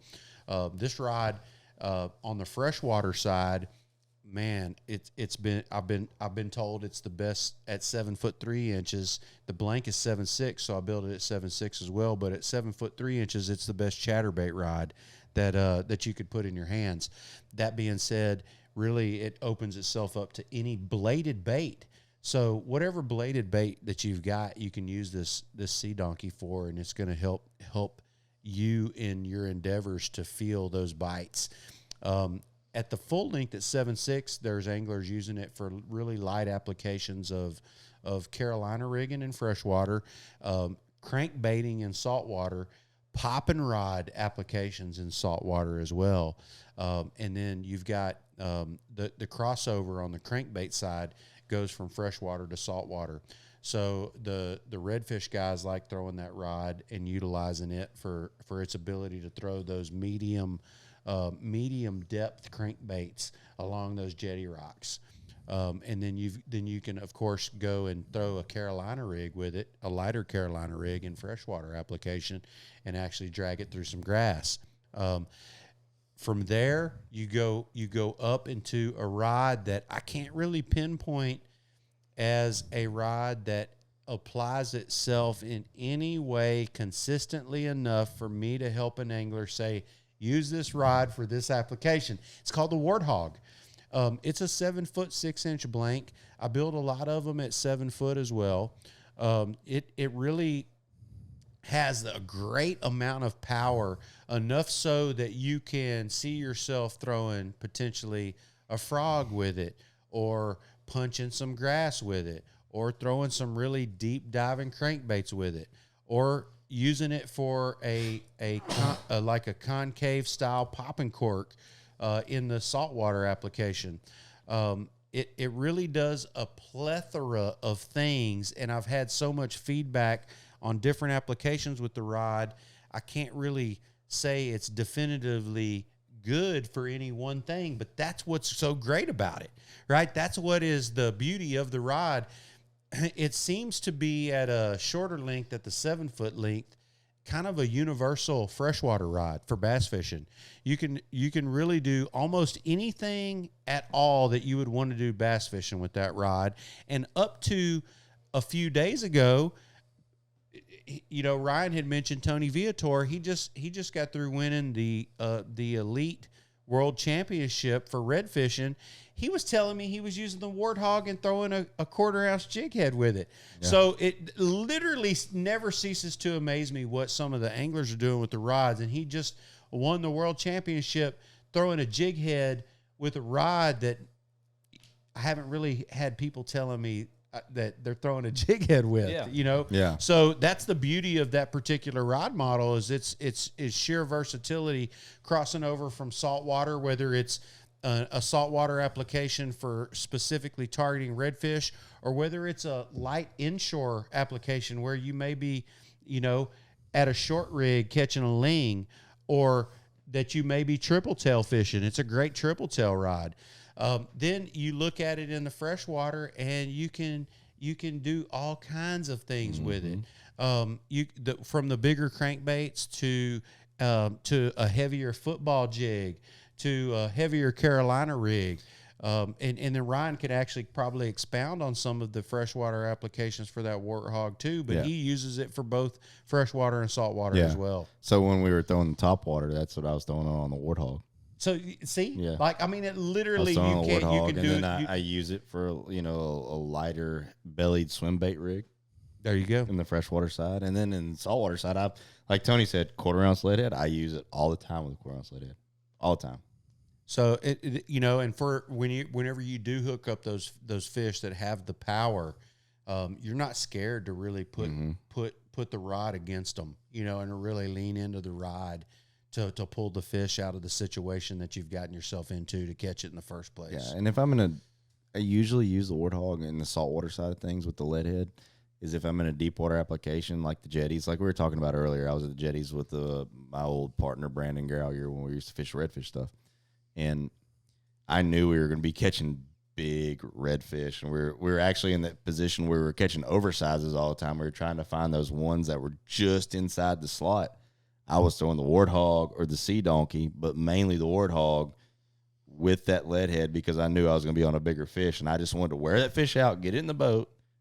Didn't care at that point. I just wanted to just horse it as I could because I knew I was going to be catching so many oversized fish that I wanted that extra backbone. Yeah, you wanted your time to yourself, right? Like you wanted to get the fish to you, release it if you needed to release it, put it in the box if you needed to put it in the box, and get back to fishing. Get back to it. Yeah, absolutely. Time is money when you're tournament fishing. There ain't no doubt whether about it. Whether it's bass or redfish or anything else, and it's time is money. So from there, one of the next rod models, the 8-footer, the water dog. So this rod really has a super soft top on it. You can throw some more medium-sized crankbaits with it. But, man, I tell you what, our live bait fishermen in saltwater love this rod. Hell of a croaker rod. They love it, and they can load a live bait finfish croaker up with this rod with no weight whatsoever and still throw it as far as their reel will then allow them to throw it. And aside from that, at the full length that it feels like it would lend itself to be a fantastic soft plastics type of oriented rod because of its softness on the top of the rod. So there are some guys that have been utilizing it on jetty applications where they're needed to make long casting actually from the rocks, not from the boat, but standing on the jetty rocks and making really long casts with that rod. So it's been a really fun rod to hear some of the stories. I can see that being a very good Carolina rig rod. The freshwater side. On the lighter side, the top of this rod is real tippy. Yeah. So it lacks in the rigidness that some of your heavier Carolina rigs would need to pull it from some of the matted grass or some of the flooded timber situations that you might find yourself in the freshwater. Mm-hmm. But certainly has the ability to cross over in that way as well. Then the one that really does the most damage in terms of power and action combination that does both saltwater and freshwater is that grunt. So the 7-foot 6-inch extra heavy, extra fast grunt, we kind of talked about this rod a little bit before, but it really punching grass, pitching, flipping, any of those heavier style applications. It's really good for. It's got all the backbone that you need to pull fish from lily pads, from grass. Then you can turn over and do and jig for snapper with it in the Yeah. saltwater. And you could jig for offshore fish with it, snapper. You can turn around and you can use it from your tower boat to sight cast at redfish. That you essentially then don't ever have to get out of your tower because you can just flip them straight into the boat. That's cool. Yeah, it's a really super heavy power rod.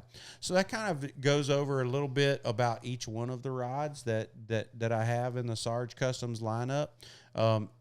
One of the things that we'll look forward to doing new in the future is potentially the next thing on the list is going to be potentially a 2-piece or 3-piece style rod for travel applications, and then beyond that, maybe in that same vein, a fly rod.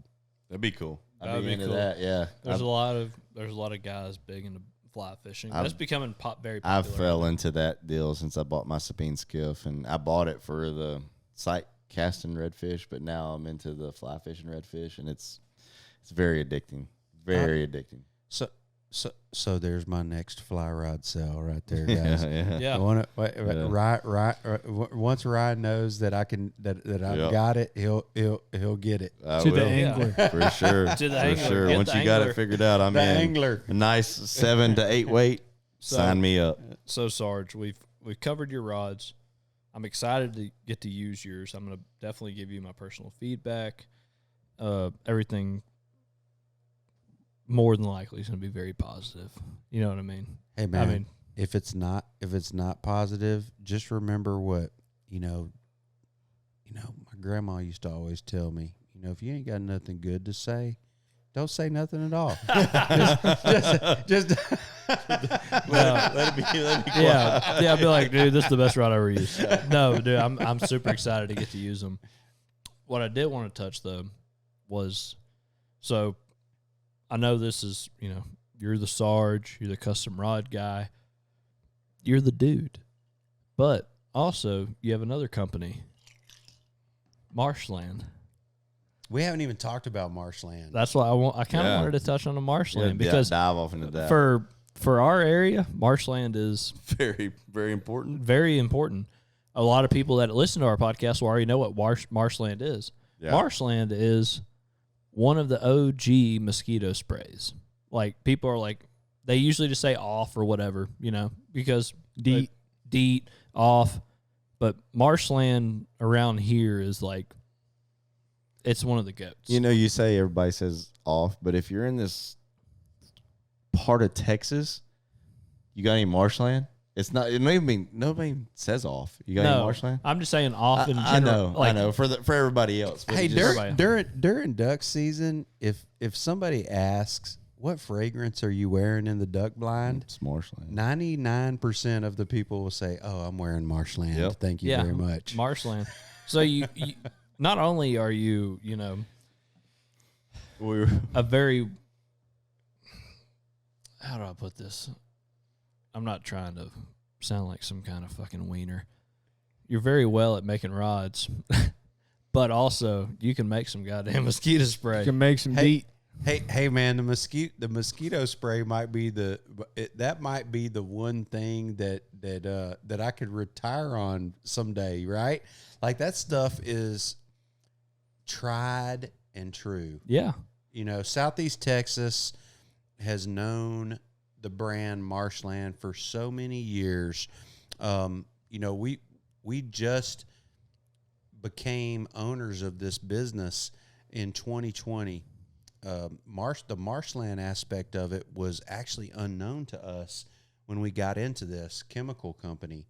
Then when we found out that it was part of it, we got so excited because we all knew what it was. First of all, Yeah. we all used it. It was just, it's kind of a staple of Southeast Texas. And what's crazy is it was never made available for resale. And it was just one of those kind of products that you had to live here to know about it. If you got it, you got it. And if you got it, you got it. And if somebody knew that you had it, they would ask you where they could get it from. so to speak, factory direct. Yeah, that's essentially it. So, so since we've gotten the company, and this started in 2020 for us, and the product's been around was around prior to us obtaining the company for 27 years, and never been made available for resale.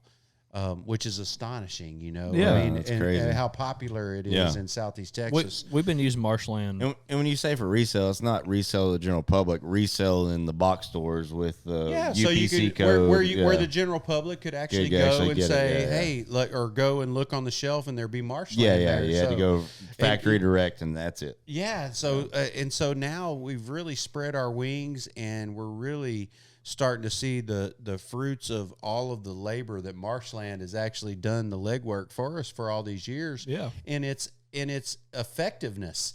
So essentially, all this time that its effectiveness has made and gained its own popularity, with literally it not being available for resale unless you knew somebody that could get it for you.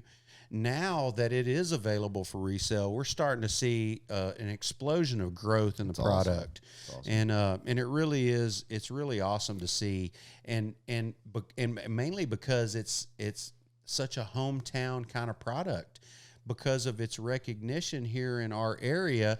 It feels like a loaf of bread or a gallon of milk. Well, You know what I'm saying? Look- And so, and now, to so many people, it's not like that. To us, it is, because we're from here.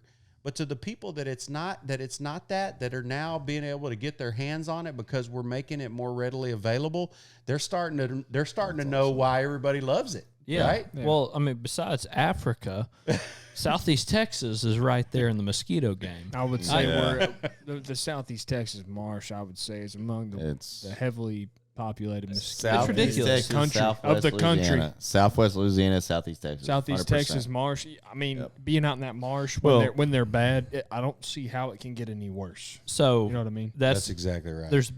There's trillions, and like it's funny. Like whenever Mitchell's like, "Yeah, no, Sarge custom rods, blah blah blah, Marshland, blah blah blah," I was like, "Marshland."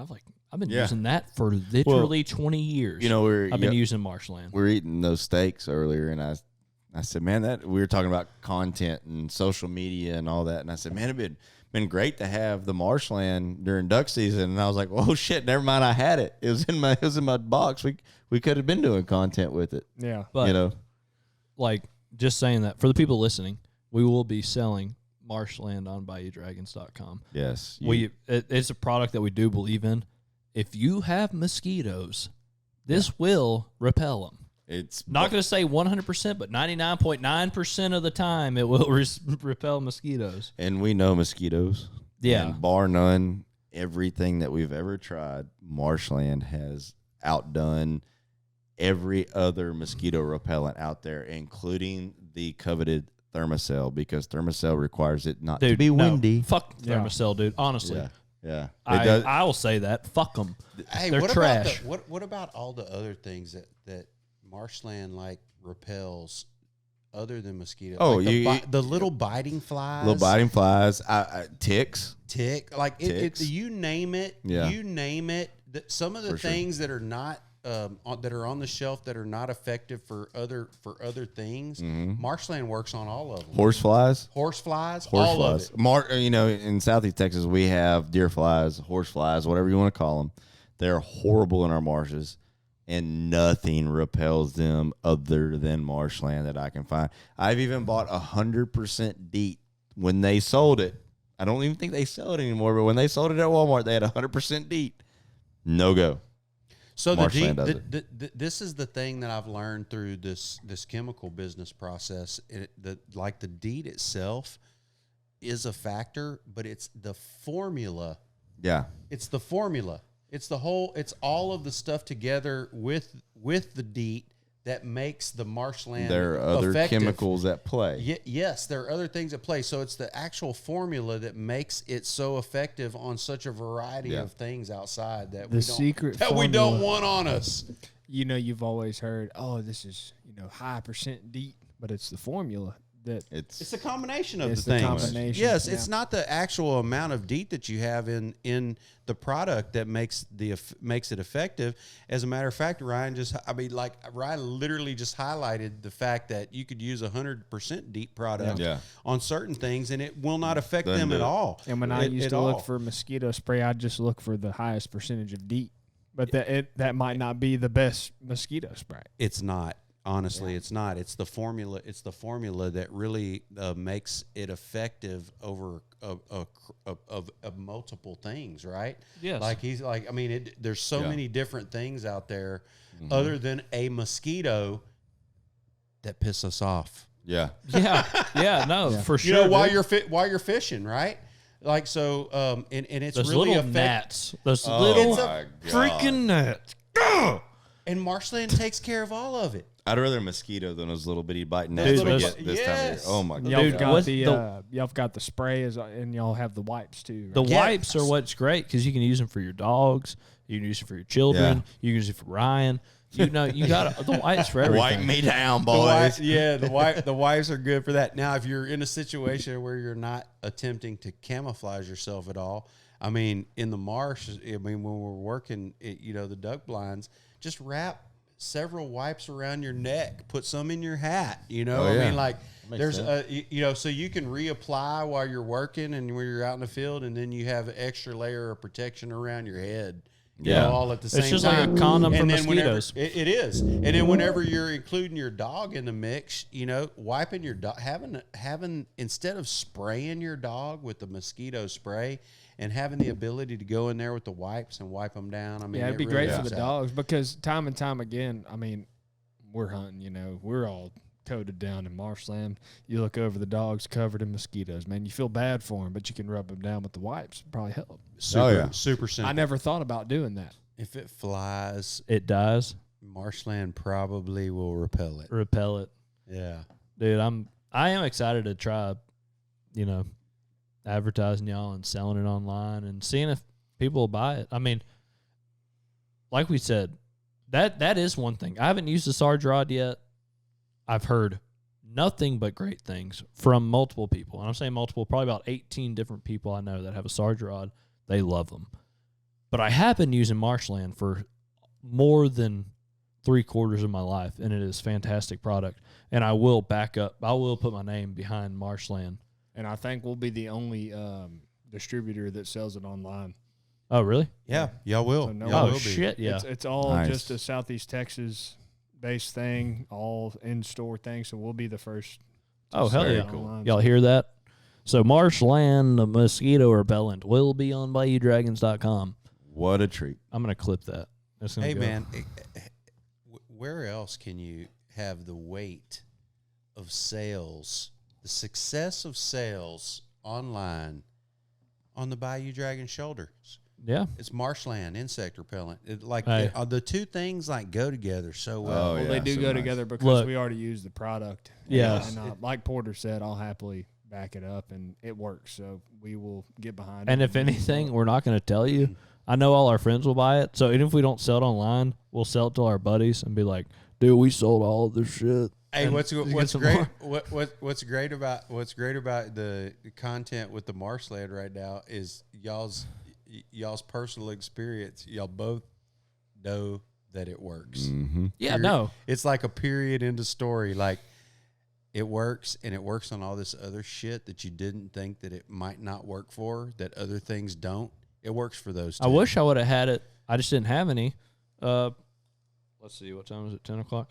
10 hours ago, I would have enjoyed it because the golf course, Bayou Den, infested. There was Hit good. it thin to win. Well, at that's the Bayou anywhere. Den. That's anywhere in Southeast Texas, man. I mean, it depends on the day, man. Well, They're either out or they're not. I could have But you used. better have that Marshland if they are out. Yeah, That for ain't sure. no joke. I could have used it on my last trip abroad. Oh, Really yeah. and truly, could have used it in Africa, 100%. Yeah. Could have used it, and those guys probably would have loved it because the ticks were, oh my god.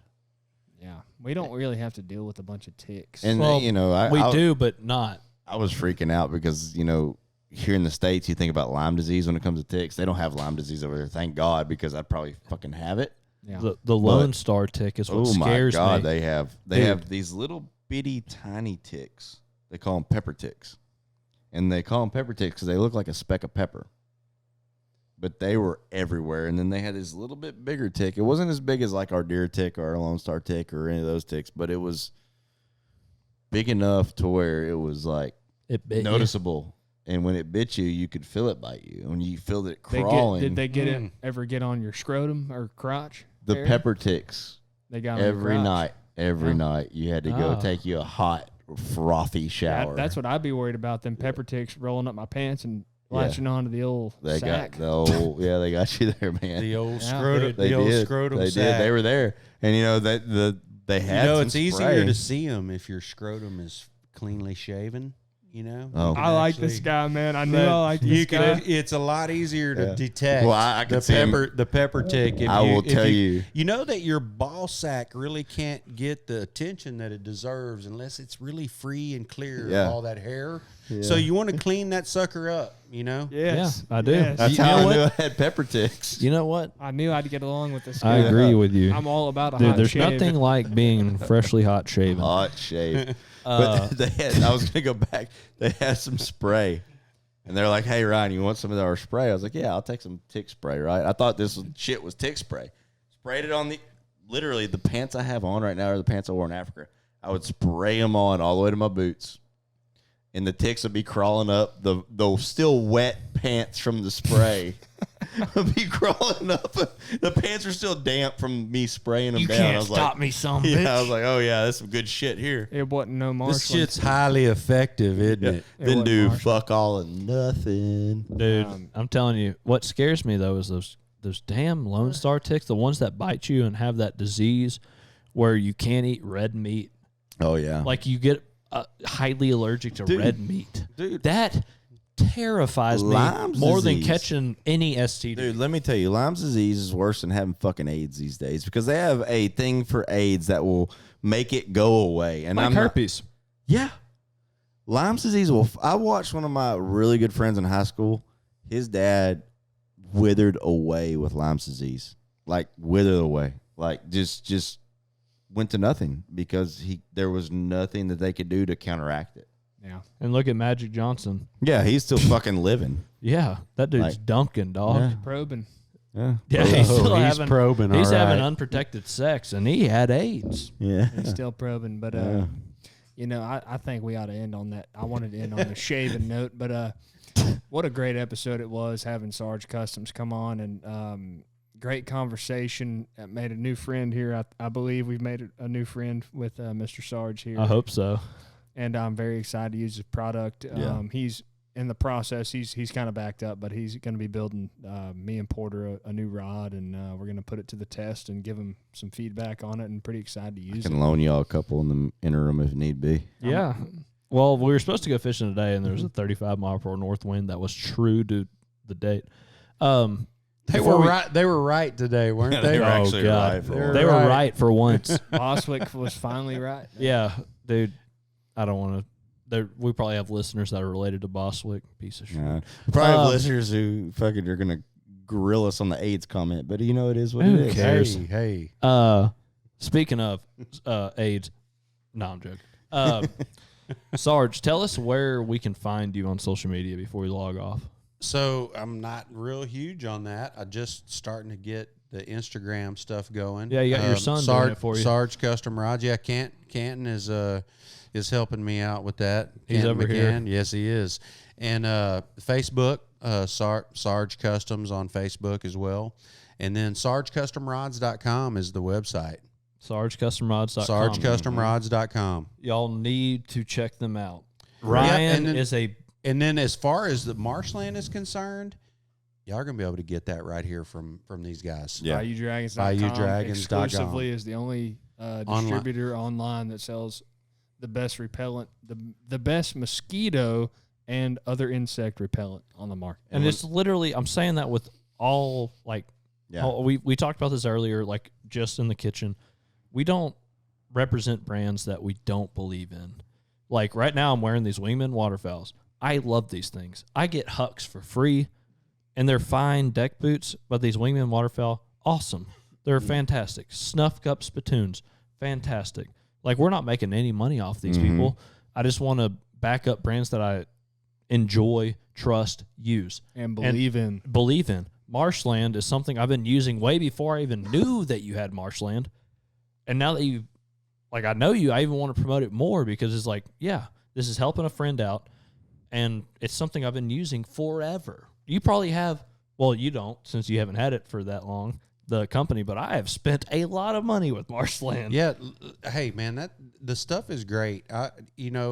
Everybody that uses that product generally gets it again. Like, it's not something that you just like, or Good stuff, man. It works. So it's hard to ignore something that works. And so it's taken off really, really well now. And we're super excited about you guys' awareness of our participation with the Marshland product, and then of course the Sarge rods. But I can't thank y'all enough for including us in y'all's podcast and in y'all's endeavor. It means a great deal to me, and we're really super excited for Marshland, and I can't wait for you guys to experience y'all's first tugs on some Sarge rods too. I'm looking forward to that. It's going to first be good, tug. right? It's kind of y'all get to hear it from Ryan now. I mean, like, when you don't have one, and then like now that he knows that y'all are gonna have one, but in the time that you're between having one and not having one, he's gonna he's gonna pour some salt on it, as a good fishing friend should always do. This is an angler friend at that. Angler. That's right. Look, goddamn angler. Don't forget it. Before we sign off, I will say this. I told my wife, who's big pregnant right now, we're like 9 weeks away. I told her, I said, there's 2 things I'm looking forward to, and this ain't a lie. If I'm lying, I'm dying. I said, I cannot wait for this, because Mitch called me when I was fishing and told me, about we're going to get some Sarge custom rods. I told her, she was fishing with me, I said, there's 2 things I can't wait for. I can't wait for my child to be born, but before that, I can't wait for that first wacky worm tick on a Sarge custom rod. And like, I have been just deep in that game, just looking up all that shit, dude. I'm so ready. Dude, it's I have no reason to say anything other than they are the best rods on the market. You can't beat them, whether you're saltwater or freshwater. Sarge doesn't give me anything other than just being able to use his great product. He's the GOAT. It's an amazing product, and I've known him for a long time. Great guy, great family, great group. If you want a custom rod, all you have to do is call Sarge and say, hey, this is what I'm looking for, and this is my technique, and he's going to give you a model that's going to fit you. And that's the great thing about it. And I wanted to get back to just real quick and highlight, I have to think that a lot of your customers are guys that show up to the fishing show and go, hey, this is what I'm looking for. And if you don't have it on the shelf ready to go, because I know you pre-make a lot of rods for the fishing show, if it's not there, you have something custom in mind. They go, okay, I want to buy this custom rod, and they talk to you, and we pick one out, and we get it pre-ordered, and you build it for them. Is that the case? Yeah, it really is.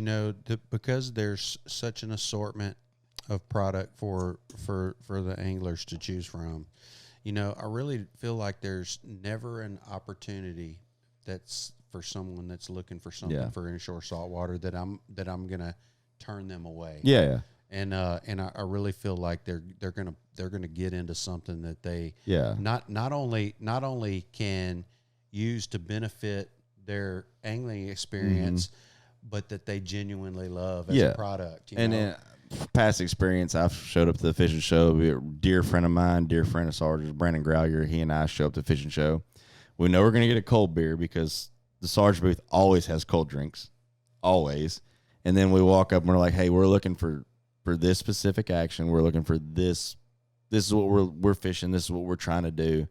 And Sarge walks up and goes, hey, this is the rod you need. Pulls one, usually has it on the shelf, pulls it off and goes, okay, what do you think about this? And it's exactly what we're thinking of, because he knows how these guys are thinking fishing wise. Yeah, because you fish. Yeah, that's the one thing I will say is it's good when the person that's creating the product actually uses the product. Mm-hmm. Oh yeah, no, I feel like I'm not indifferent to really any of my customers. We're all the same. We're all the same guys, essentially. Yeah, we're all outdoorsmen. We're all, we all have that passion. We're all pink in the Is there an email that people can send an email to? Is it on the website? Yeah, sarge.upchurch@gmail.com is the email. sargecustomrods.com is the website.